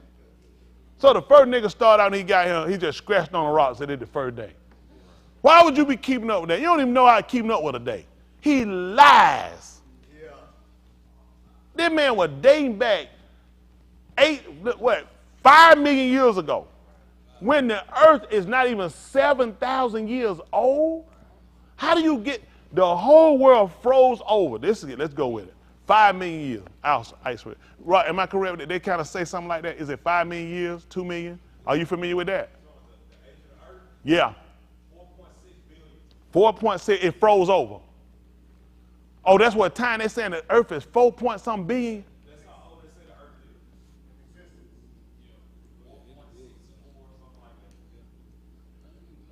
is. The hell you say? They had a 5 million year earth freeze over. So if everything was froze over, how the hell you were keeping time? Right, exactly. Then you had the dark ages, no light. How was you keeping time? You put a stick in the ground. Ahar's clock hadn't even been invented to keep daylight time. See, the stuff he said makes no sense. You would have to have the sun to keep time. 4.543 billion years old. This would be a damn lie. I don't believe, just stop it. Don't believe none of this stuff. I'm trying to tell you something. All these dinosaurs, all this stuff, do y'all understand these damn things too big? Who killing them things? What you had? A torpedo? How you pull out a pterodactyl? They can't kill out all the, their ass can't even kill out jaybirds. Crows still here. And you tell me you took down pterodactyl. Man, stop it. That thing right over that building and we in here and you feel the shade from it. How you took that down? And you a walking nigga. I think you got no plane up here and shot him down. What kind of trap you build to catch a pterodactyl? We ain't got one left? Man, I don't believe nothing these folks say. Y'all can believe that stuff. I don't believe that stuff, man. Listen, that damn thing, Giraffe, that thing stick your head in the door right now. Come in here, all kind of grab, chew up somebody, grab, hey, run the door. I don't believe it. They said, what happened to Hayward? I said, he just walked off and left. I don't believe it. Y'all, some stuff, y'all just got stuff. Saber-tooth tiger, regular tiger still him. Damn saber-tooth, 4 times bigger fat, 2 this long. You using rocks and sticks. You ain't even kill all the tigers in the line, and you tell me you killed saber-tooths off. I said, man, stop it. Just stop it. What they had the other bird, they had Malachi Yacht made a fool out of them folks. They felt so stupid. What it was, Congo, yeah, the condor. Malachi Yacht told him, damn thing fly. He said, flat one time like that, 150 miles. Listen. I said, are you conscious? You know what 150 miles is? Hell, I need with a plane. I'm catching a condor. 3-4 them damn thing, man, we covering this place. We out of here. Think he hit him fast, just lock that thing. Woo, woo, woo. Man, stop it, man. Just stop it. So he on flap, I'm on foot. How I know he went 150 miles? Once he hit that thing, he gone. I'm on foot. How do I know this? Do y'all understand the common sense behind some stuff? Just stop it. I told a guy broke down. He said, man, you know, Doc, stop teaching that. I said, he should have never started. Y'all folks done told so many lies. That's why people just hate religion. People tired of being lied to. Your own foot. How you know it went 100? How the hell you measuring miles? Every place used different for measurements. Don't even make no sense what these folks tell you. They use, what, kilometers? See, white folk, they give you this stuff. Stop it. White people ain't no arithmetic or no math. That's right. 150 miles. Just stop it. Even in the book, when they talk about Yahusha when he withdrawn, they couldn't give you no distance. They told you about how far. About as far as you can cast. Just a cast, not a throw. A cast, and you just casting. That's the distance. But folk done picked up a damn condor 150 miles flat. We don't know how far he was from this distance. Just stop it. Stop it. Whew. All right. Let's go back to what we were reading. I don't know, man. That's just me. Maybe I'm going crazy. Y'all can hire somebody to tell y'all them lies. I ain't going to be able to do it. I'm not going to be telling them lies. It's retarded. Okay, let's get back. I had, before I brought y'all here, what I had y'all at? The Ukanon. Well, I had already read it, your Ukanon. Ephesians, then we went to Ephesians 4 and 8. So we covered that. Borrowed sheep 47, 45, 17. Well, oh, no, that was from before.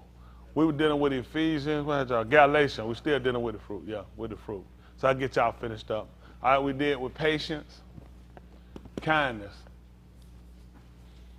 Let's see what our word is. Of course, some of our words would change because you got to look at with time as we like we'll know words like we looked at Baraka is what they use, which is bestow a gift or a benefit upon. As we would continue to integrate among other nations, we integrated with a lot of people, so it would make sense logically that a lot of our things would have changed, just like our writing style, script, because once you mix in with other people, it's going to change your dialect, how you enunciate. Like us, the way we speak is different than it was when we were originally brought here. Y'all got it? Certain things will deal with the tongue, how you enunciate, how things happen, it change. Not to mention, not only us just immigrating being here, it's the fact that we wind up mixing in with them. We wind up becoming a mixed race. Slave master would have sex with the slave. Slave would create children, and all this would start to change out. Then they mix you in with other people, and all this would get us away from originality of who we were. But with all that happening, what white people don't like, this ain't everybody under the system, how do they still come back to it? They thought they had a soul on Christianity so far that we would never be interested in this type of stuff. Why would we try to go back and try to dig up, like they said, open up old wounds? That's why they want to keep you away from it and talk about how, oh, let's let the past be the past. Because they know when you start researching, you're going to get back and you're going to recognize, as he told Musha, if they bethink themselves. When was it? And it's the latter y'all mean. Now we thinking and we begin conscious. We getting away from all the theory teaching. And we getting down to now everything was pure logic from them to a sense. They knew. We talked about before. What did he give you that they didn't teach us that he gave us? 5 senses, which are sight, touch, taste, smell, hearing. And when it come down to their plan of salvation, you can't use none of these. Which of these can be used for faith? Sight, hearing, touch. What else? Smell and taste. We know he said hearing come by the word Elohim, but based off of there, it's substance of things hoped for, evidence of things unseen. So why would you give me 5 senses and then tell me to believe in something I can't see, smell, hear, or touch? Who gave you that belief? Your oppressor. Because it was to dumb you down. So once you bought into faith, guess what else you'll buy into? Any other lie I tell you can't prove out. Brother, it's like faith. That's all I tell you. It's like faith. That's how they beat you every time. It's like faith. Sit around and hope and believe in something that couldn't possibly happen. I'm going to go home right now. I'm going to sit at home. I'm going to wait on a check to come in the mail by faith. Now ask me, have I done anything for a check to come? Has someone called me or emailed me to look for arrival of a check? Was there a UPS sticker on my door or a FedEx door saying we trying to deliver a check? Why would I be at home sitting by faith waiting on the check? I don't work. I ain't worked in, what, 30 years? I don't know nobody. Everybody in my family dead. But by faith, Ryan, God is going to send me a check. He said, that's stupid. It makes no sense. It makes no sense that something just going to appear out of nowhere. That's right. But but see, when they got you to believe that, they got you to believe every other lie they could fathom and bring up. And you bought it, because it's kind of like, let me see, like faith. You don't have to see it to believe it or hear it or know nothing about it, but it's there and it exists. Even though you don't see it and you don't know nothing about it. Just stop it. If you told somebody their breath smelled like doo-doo, what did you tell me? You smelled it. What did you tell me? You know what doo-doo smell like. I don't know what faith is. Those are obvious things. That's obvious. I know what doo-doo smell like. That's why I can say it smell like doo-doo, right? You trying to tell me God, I couldn't tell you about it. I don't know nothing about it. You can't see, smell, hear, or touch the stuff that they created, what they gave you. It's just all a belief of something that you don't do it, and you just got to trust it. Why would he ask me to do that? It doesn't make sense. Everything he told Adam and what he gave them, he's got them to see it. When he gave them the 10 Amar, which is the 10 Commandments, he spoke to them. They heard it, tell it to it. He asked, who else has done it? Who else has heard it? Because they had to be witnesses to it. They had to hear it. They saw the thundering. They heard the thundering. They saw the lightning. And guess what? They felt the earth shaking. So he made them use at least 4 of their senses. How would you say he does not exist? They were able to use this. Even Adam in the garden, when he told him about the tree, he showed them to him. Listen, I ain't going to show you nothing. I'm going to tell you. Matter of fact, I ain't going to tell you nothing. I'm just going to sit here and be God. And you just going to know by faith what you're supposed to do and what you don't do. He took the man and placed the man there and showed the man. He told the man, this is the ox. You're not. So you need to see it. Not only you're not supposed to eat it, what other sense he wasn't supposed to use? Don't touch it. Which means he had to know what touch was, what tasting was, what ingesting was. Quit acting like folks just damn appeared and some sense just got in their head. You have to be taught. Right. How did all this operate with these people? And these people knew him from reaction, and you tell me don't know nothing, just trust it off what you told me.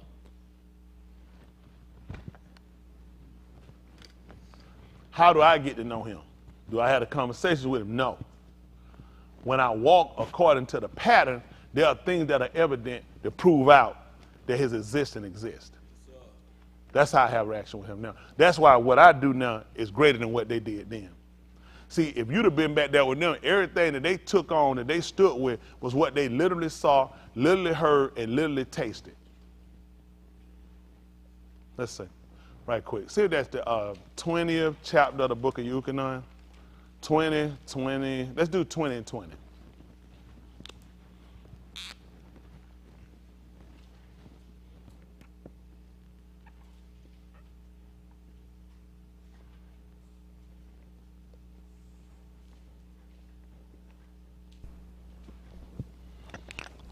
I'm going to finish everything there.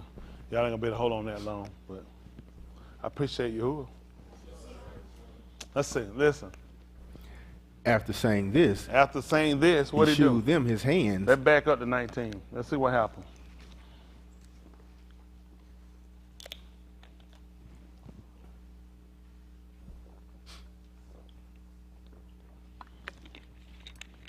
And it came to pass on that Yom, which was the one of the Shabbats, at the time of the evening, when the doors were closed in the Beth. What happened? After saying this, he shewed them his hands and his side. And where the Talmudim were there? You skipped some question, right? I'm sorry. Where the Talmudim were there for Yara of the Yahudim. Yeah, the Yahudim. Yahusha came and stood among them and said to them, Shalom be with you. Uh-oh. You see that? What? So wait, hand. What he just told him? Save. That's smart. Say you pet. Did we know that before? Make different because he just told you what the situation was. They was in a house with the door shut for fear of. So where am I coming them and talking about anybody thirsty? Nobody talking about these people in fear. What I need to get them? They need to be calmed. They need to know. They need to know that they're okay. That they're safe. You are safe. That's what we need to know. These folks ain't taught us, man. They made fools out of us. That's what he told them. After saying this, he shewed them his hands and his side. And the Talmudim rejoiced when they saw the done. See that? They was excited. And he kept that as proof. If he'd appeared and didn't have that stuff, how do I know that's you? They were with him, so they were familiar with him. They watched him being taken, and they separated from him. They saw the court case and saw the outcome. They saw him being hung. They seen him die, murdered. They saw them take the body, and the body was put off into a tomb. They saw this. And now he has appeared. They're in him for fear. If they killed him, what they going to do to us? That's right. I'm scared. So it made sense to appear in the room with the door being shut and let them know the first thing, you're safe. You are safe. You don't have to fear these people killing you. That's right. You're safe.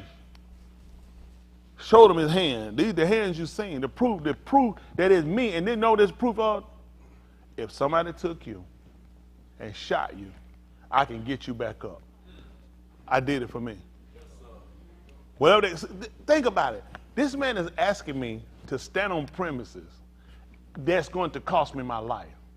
What is the proof and the evidence that you can keep me or you can recover me? Look at my hands. Look at my feet.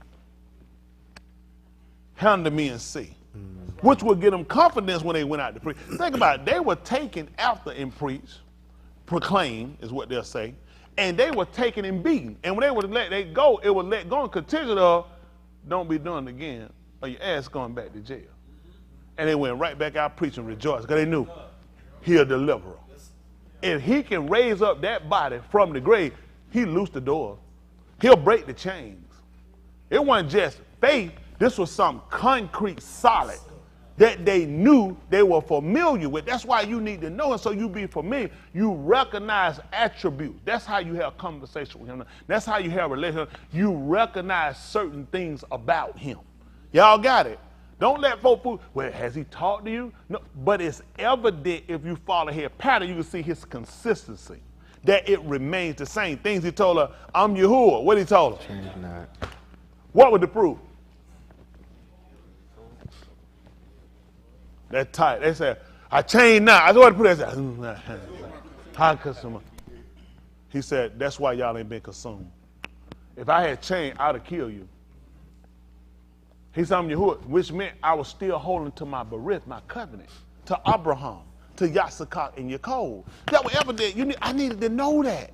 Because from the time that you spoke to Abraham and by the time that Yahusha came, you got rid of Asu, then there were other Benin were born to, and you separate them, they went, then we went, and then Yaakov came, then he went off, and then he came back, and then the sons went out, they went into Mizraim, you got them out of Mizraim, then we came out and we went into other captivities, and other captivities, and other captivity, and now I'm sitting in captivity today. I'll be honest, I don't know what to believe.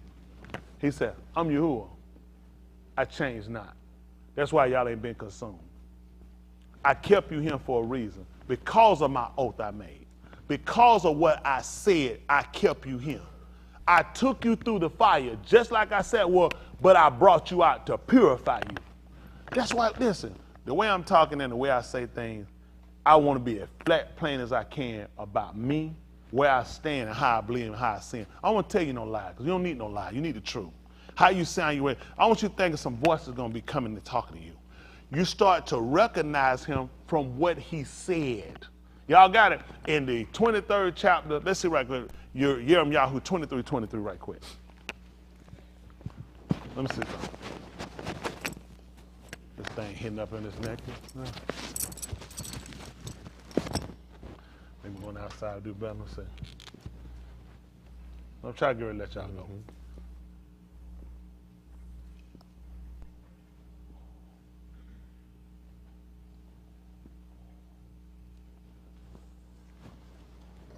Let's see. Listen. Am I the Elohim who is near, declares Yahuwah, and not an Elohim far off? That's a question mark. That's a question mark. So they ask the question. You're asking a question. This is simple English, correct? This is a question or statement? Question. So if you're asking a question, what are you expecting? Which means if you're asking a question, you expect an answer, you're possibly asking somebody who should know. That's right. Mm-hmm. What I'm asking you, which one am I? Am I Elohim that's near or one that's afar off? Let's see. Can a Ish hide himself in secret Malkum so I do not see him? Now let me ask you a question. He asking a question again. For some people, it's hard to answer. Now, he came back later to prove this out, didn't he? Hands. I got one over there already. So the prayer, 2. That's tight. 3. 4. 5. Who the first one had their hand up? Chris. Tell them to answer, Chris. You in trouble now. That nigga ready. I told him, he said, sure he gonna get to somebody. Tell him again.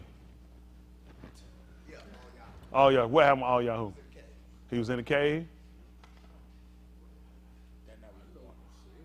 Well, he actually cut you, though, believe it or not. That ain't what I wanted, but he cut you, though. That's what he's saying, though, he could use. And saying that, let me say that, I know, we don't get up, but in saying that, you could. Now, on his fleeing, and when all Yahoo fled, who they'll call Elijah, we don't know who these people are. His name is All Yahoo. Y'all got it? That Elohim is Yahuwah. That's his name. So with that, after all of the Nabim, they'll call the prophets, were killed off, he said that he was the only one left, and he fled for safety and hid himself in a cave. Yahuwah called him out. He wasn't hiding from Yahuwah, but he ran himself in a place. Who are we talking about? Didn't you answer one today? Who else's hand was up? Forget it. There ain't no reason. Let's see. Oh, Darren had his hand. Let's see what Darren had. What you got, Darren? That's right. Nathaniel. When they came, they told him that when he found him, they told him to come see Yahuwah. He asked, could any good thing do what? Come out of Nazareth. They told him to come and see him. When he saw him, he told him that he was a Yahusha in whom was no guile. He said, how you knew me? He said, I saw you when you were sitting under the fig tree. And you know what he called him? He called him his Adon. He called him master. He knew, because this is what he asked. Can a man hide himself in a secret place so that I do not see him? Then, you know how that he told you, declares Yahuwah. That's why he called him Adon, because he knew when he was sitting that tree, nobody knew where he was. And the only way you could have seen it, you had to be him. Mm-hmm. That's how you knew how I was. Mm-hmm. See, all this is important. So he asked them if they couldn't answer it, he was going to prove it out. Do not I feel and rocks declares Yahuwah. He asked the question. He said, I declare that. I declare that. And he proved that out for him. Uh-oh, got a hand up already. Let me get somebody different now.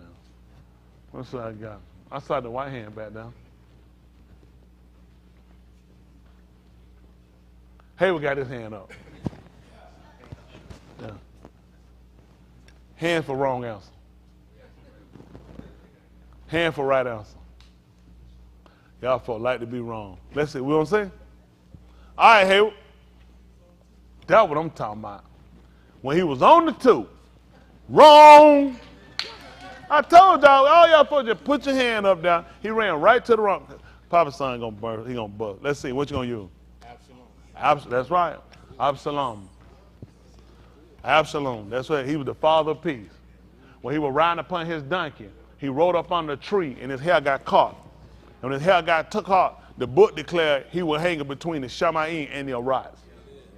His hair got caught in the tree, so he was hanging off the ground. That put him in the air. That put him in. All it is, the Shemaim is the heights.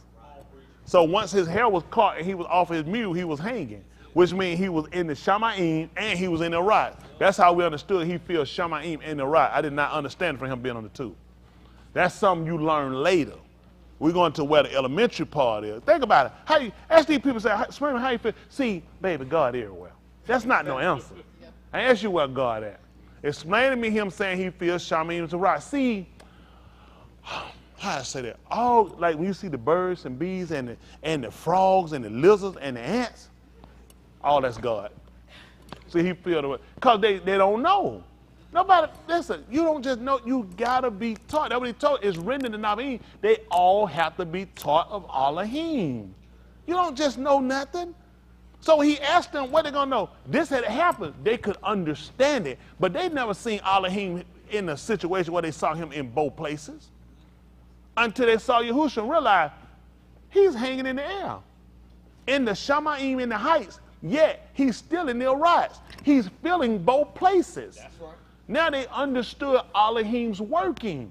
That's what I'm telling you. If you're not knowledgeable of, you haven't been taught, how would you know? You'll keep sitting around waiting on somebody to talk to you. Next thing you know, ass gonna be a lunatic. You'll be talking to yourself. Listen what he said. 25. Listen. I have shammed what the Nabaim have said, who nabba falsely in my shem. Listen. Saying, I had a kalamu. I had a kalamu. Who they relating to? Hands. Oh, got the bishop back there. Who? Talk to him. When he talked to him and when? What did he say to Bamaba?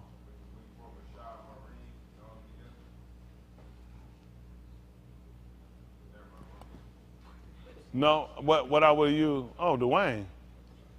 Oh, I thought you were too scared to talk. What you gonna say? Hananiah. When he put the yoke around his neck, and Yahusha came and took the yoke off his neck. What they got to do with anything?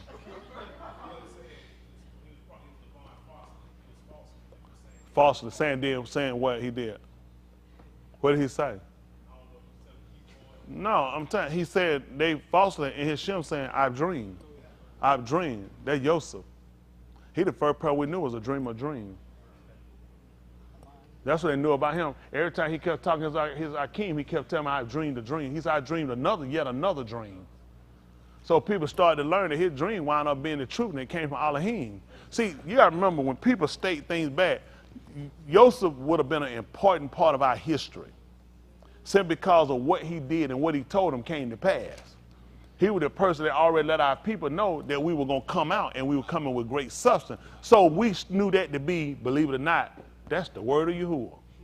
So when a Nabal came and said, I've dreamed, we started looking saying, he's doing it again. And these people, that's how they seduced her by coming and saying, you know, I had a dream the other night, and we wound up falling for it. That's why he told her, he said, I heard what the Nabaems have said, who nabba falsely in my shem. They knew you got to say his name. Because remember when we come out of Mizraim, what they want to know. See, this what gets you. You know how I see the brother the other day? And the brother said Yahuwah. I said, brother in the truth. I knew brothers in the truth, he knew the name. Quit being stupid. That stuff don't move me. So they had to be the truth too. They done dream. And they used the name. You see, that's why I told you, you have to become familiar. He told you, guess what we're doing now? You forgot. What did Shaul try to get us to do? To know between Tube and Russia so you can be pure, right? So, cause somebody use the name, don't go with it. Listen, Lee done told y'all, calling him a dun don't make you his son.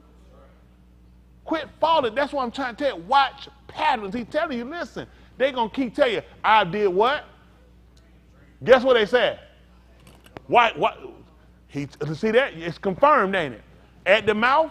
2 or 3. Listen when they said it. He said it one time. He said it twice. Now this got to be the Lord. Now, I know Jesus in this. That's how they fool you. People, what you think? These people don't read your book to get enough to make a fool out you? That's the law. And 2 or 3 witnesses. He told you they false. Listen to what he told them. How do we know it's false? Because these are patterns. The name is a pattern, and saying it twice is a pattern. Correct? Correct. Saying that you had a dream, which means you say you were asleep. That's consistent. You can't have a dream awake. They will call that daydreaming, which we'll look at as a kazum, which is a revelation. So these people get you because all of these things they're doing are consistent. Let's see where inconsistency come in. Let's see. Listen. How long is there anything in the law of the Nabaim who nabba falsehood even the Nabaim of the deception of their own law, Listen. who intend to make my arm forget my Shem by their kalamut, which they tell, Listen. each one to his Reah, as their Abel forgot my Shem because of Baal. See that? Now, let's think about it. He's saying now, they use my Shem and they're trying to make him forget my Shem. That makes sense? Use my Shem to make me forget my Shem. I can use his Shem to make you forget consistency with his Shem. See, you heard it twice. I told you I was asleep the other day and I had a dream. I told you the other day I was walking down the street and I had a dream. See, you'll catch that. I couldn't have a dream unless I was asleep. I had to have a kazum, so I made sure I cleared that up. I had a dream the other night. Y'all heard me, I said I dreamed the other night. That's your 2 times, in the name of Yahuwah. See, now all this lines up to consistency. They perk your ears to make you want to listen. Now you need to pay attention to what I'm going to tell you. Now the reason why he tell you to make you forget my name is because my name has never been associated with something wrong.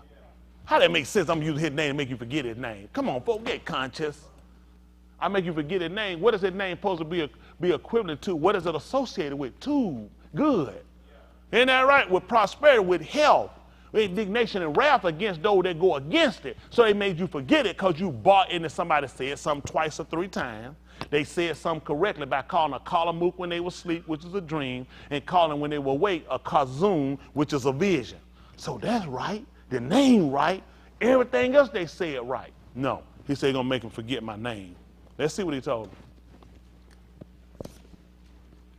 The Nabah, who with him has a kalamut, let him do what? Tell a kalamut. If you had a dream, he said tell the dream. What happened? But let him who has my debar do what? Speak my debar in a mock. What does straw have to do with grain? Declares Yahuwah. So how many? Now look now. Let's figure. How many of y'all don't understand that? What the straw have to do with grain? Okay. When grain grow, it grows and attached to straw. What you do in harvest? So it has absolutely nothing to do with it. Now when they come down to the picking and taking away, there's a divide. That's how you know which one to keep. The straw, and you know how to burn the chaff, the waste, and you know how to keep the wheat. So there's a separation. They're totally different. Otherwise, you throw the grain away and you'll keep the straw. Come on. Is not my debar thus like fire, declares Yahuwah, and like a hammer which shatters a sewer? See that? So he's trying to tell you about the difference in his word when it come in. My word come to purify. He said, if it been my word, you never been sitting around committing no sin. They'd have never had you commit no kataim, no sin. He said, my word like a fire. You use fire to purify and destroy things. So the man would have been speaking to you, he'd been cutting down, he'd been tearing sin down. That's how you can separate. They'll make you forget my Shem, what my Shem is associated with.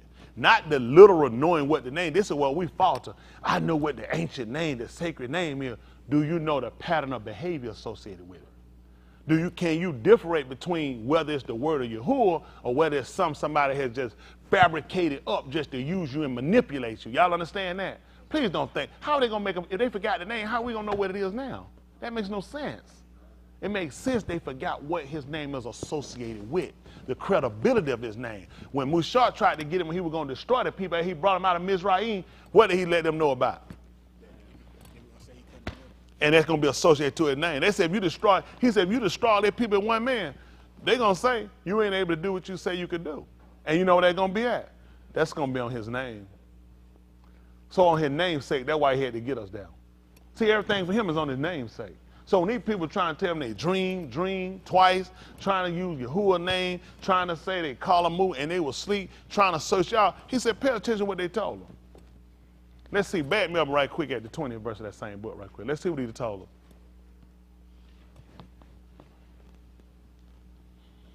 them. Let me say. Listen. The anger of Yahuwah shall not turn back until he has performed and until he carried out the purposes of his law. And when? In the last Yamim, you shall clearly understand it. See that? Lord, out there, man, maybe he'll stop in about 5 minutes. When he going to stop when he turn that anger on? I tell you, he done exactly what he intended to do. That's why we sat back and wait until he did exactly what he intended to do. He made it rain for 40 days and 40 nights because some niggas hold their breath a while. He said, I'm intending to kill everything in him. He said, I'm going to make it rain for 40 y'all mean.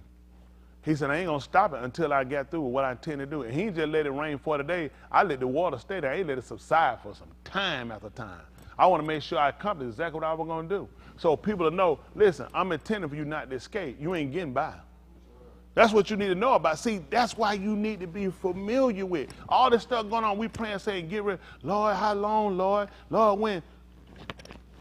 The anger of Yahusha shall not turn back until he has performed and until he carry out the purpose of his law. In the last Yamin, you shall clearly understand it. Why would I be praying to that man to stop and turn back? That make absolutely no sense. You know who do that? Somebody who not familiar with him, who forgotten his name. How long? Until I accomplish what I intended. Hello? Who'd you learn it from? Hands. Hands. I got right. Uh-oh, that's what I'm talking about. Man, we were up and down fast. Was it up because you reconsidered? Oh, bam. Let's go ahead and make the wife proud. What you got? Dawood and Malaki. Tell what happened with Dawood and Malaki. Destroying the earth. And Yahuwah stopped them. That's a good one too. Yep, if I could only use it. No, don't worry about it. But let's see what the bishop got. No, that's you kind of in a sense, but it's somebody I want you to look at it makes sense. Listen, what you got? Abraham. Tell what happened to Abraham. To the time of the Ammonite iniquity be fulfilled. And what was that associated with? Them coming out of Mizraim? Yes, it was. So it was your answer, and I had to correct it, and you argued with me with it. I've never done that before. I had the answer wrong, and somebody helped me with my answer. No, it's not. It's like, why he using? All right, Cookie, you want me to use it? Let him use your Cookie.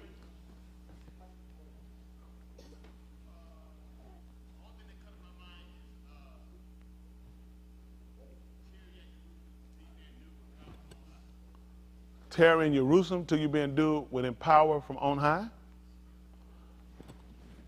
The anger of Yahuwah shall not turn back until he has performed and until he carried out the purpose of his law. In the last Yamin, ye shall clearly understand it. Shamshun. When Shamshun destroyed, they told him to stop. He said, after this, I'll cease. He said, after I kill these people, I'll cease. They tried to get him to come down from killing the folks. He said, no, sir. He said, what they did to me, he said, I did it to them. He told them after he had took them out. He said, let's make it so they can see it. Say the 15th chapter right quick. Shafatin. Oh, yeah. Well, here you go. Start your own little class. Shafatin 15. 15 and 3. He been getting taught around him. Or something going on in the home around now. Shamshun, they'll call it. Oh, Scott, I wrote the man. I'm writing the man's name, Shafatin. They call it judges Shafatim.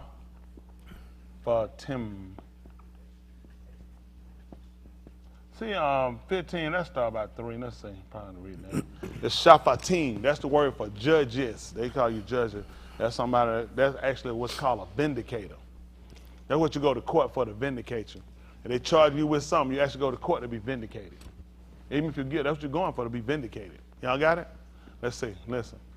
Shamshun said to them, this time I shall be blameless than the Philistine when I do with them the Rosha. See that? Look what he said when he do this. He said, I'm going to be blameless. What's key for this is what for him? Say it again. Tell him why you didn't repeat it. Why? That man said he knew it was wrong. Why did your brother keep going when I be talking to him? That's good one. So what was key for this for him? That's it. He was a shopper. He was a judge. He vindicated himself. He said, when I do this, I'm going to be blameless. That's what you can do when you're the judge. That's why Yahusha know when he come back what he going to do. He said, and I know my judgment is true. He said, I'm the judge. What judge get up and say, I know I'm wrong, this wrong. They said, what I do, this is my courtroom. What did they tell you? This is my courtroom. He said, man, I ain't never seen him. That man said, this is my courtroom. I'll do what I want to do to him, which means he vindicates himself. Why you think Yahuwah let them do that? So you understand him. Yahuwah come back, he's a judge. All right, let's see. He said, this time I shall be blameless than the Philistine when I do with them the Rosha. See that? Because Rosha considered to be wrong. He said, when I do it, I'm going to be justified in it. That's what Yahuwah looked at. When I destroy these folk and I don't turn back until I come to the intent of my heart, he said, I'm blameless. Listen. Shamshun went and caught 300 foxes and took torches and turned tail to tail and put one torch in the midst between two tails. When he had set fire to the torches, he sent them out into the standing grain of the Philistine and burnt up from the stocks and unto the standing grain along with the vineyards and groves. Then the Philistines said, who did this? And they said, Shamshun, the son-in-law of the Timnite, because he took his Ashah. Carthon is the word for son-in-law, father-in-law, mother-in-law.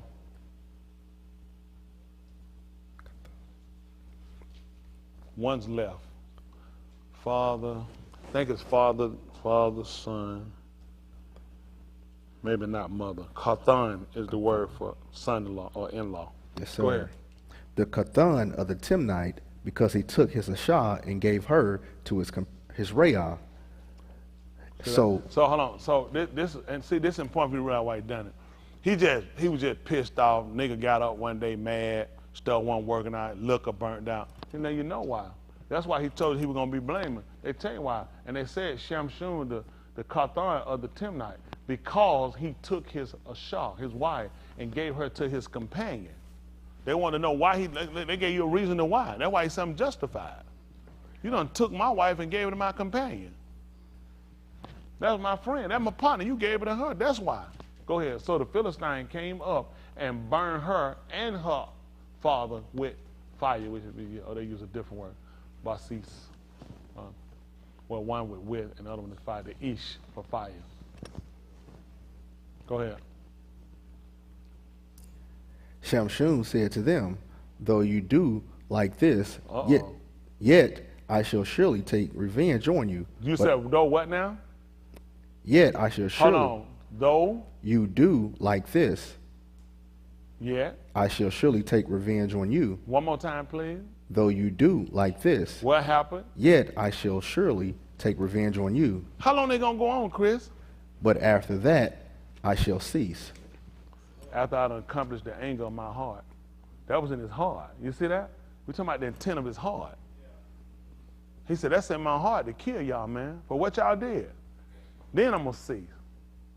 After I get through killing y'all for what y'all did to me, he said, after that I'll cease. What y'all think that man gonna do to these people when he come back here to this Iraq? You know why he gonna kill them? Because they took us and they gave us to somebody else. He looking at this is on. This is a show. And they took us and they gave it to somebody else. They did him, that man said they did me a displeasure. He said, I'm gonna do them a displeasure and I'm gonna be justified. Y'all need to pay attention. Let's see, can we justify it though? 1, 2, and 22, Matayahu. I'll try to get y'all go. 2 and 20, Matayahu.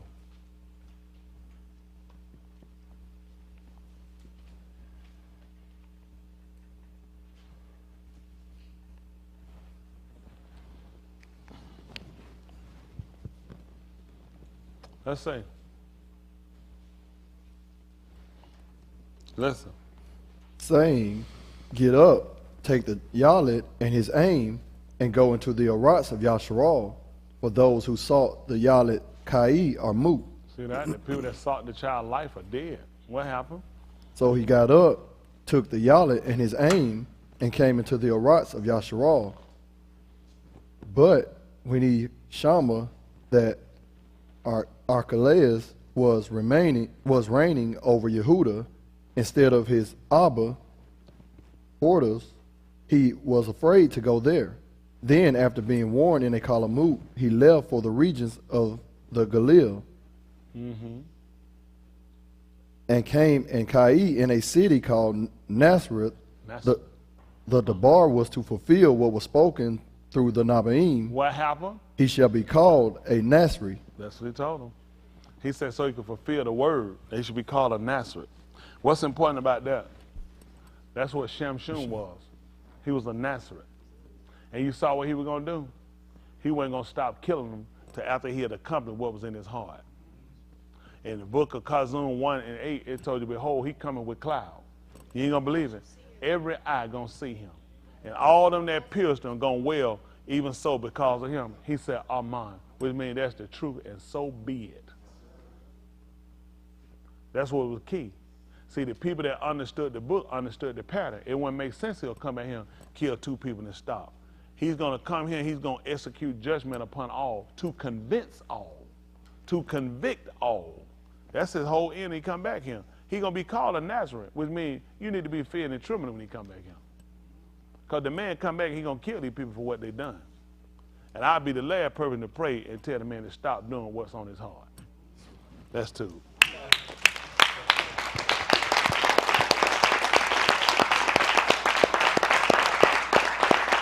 He said, Mr. Yahuwah.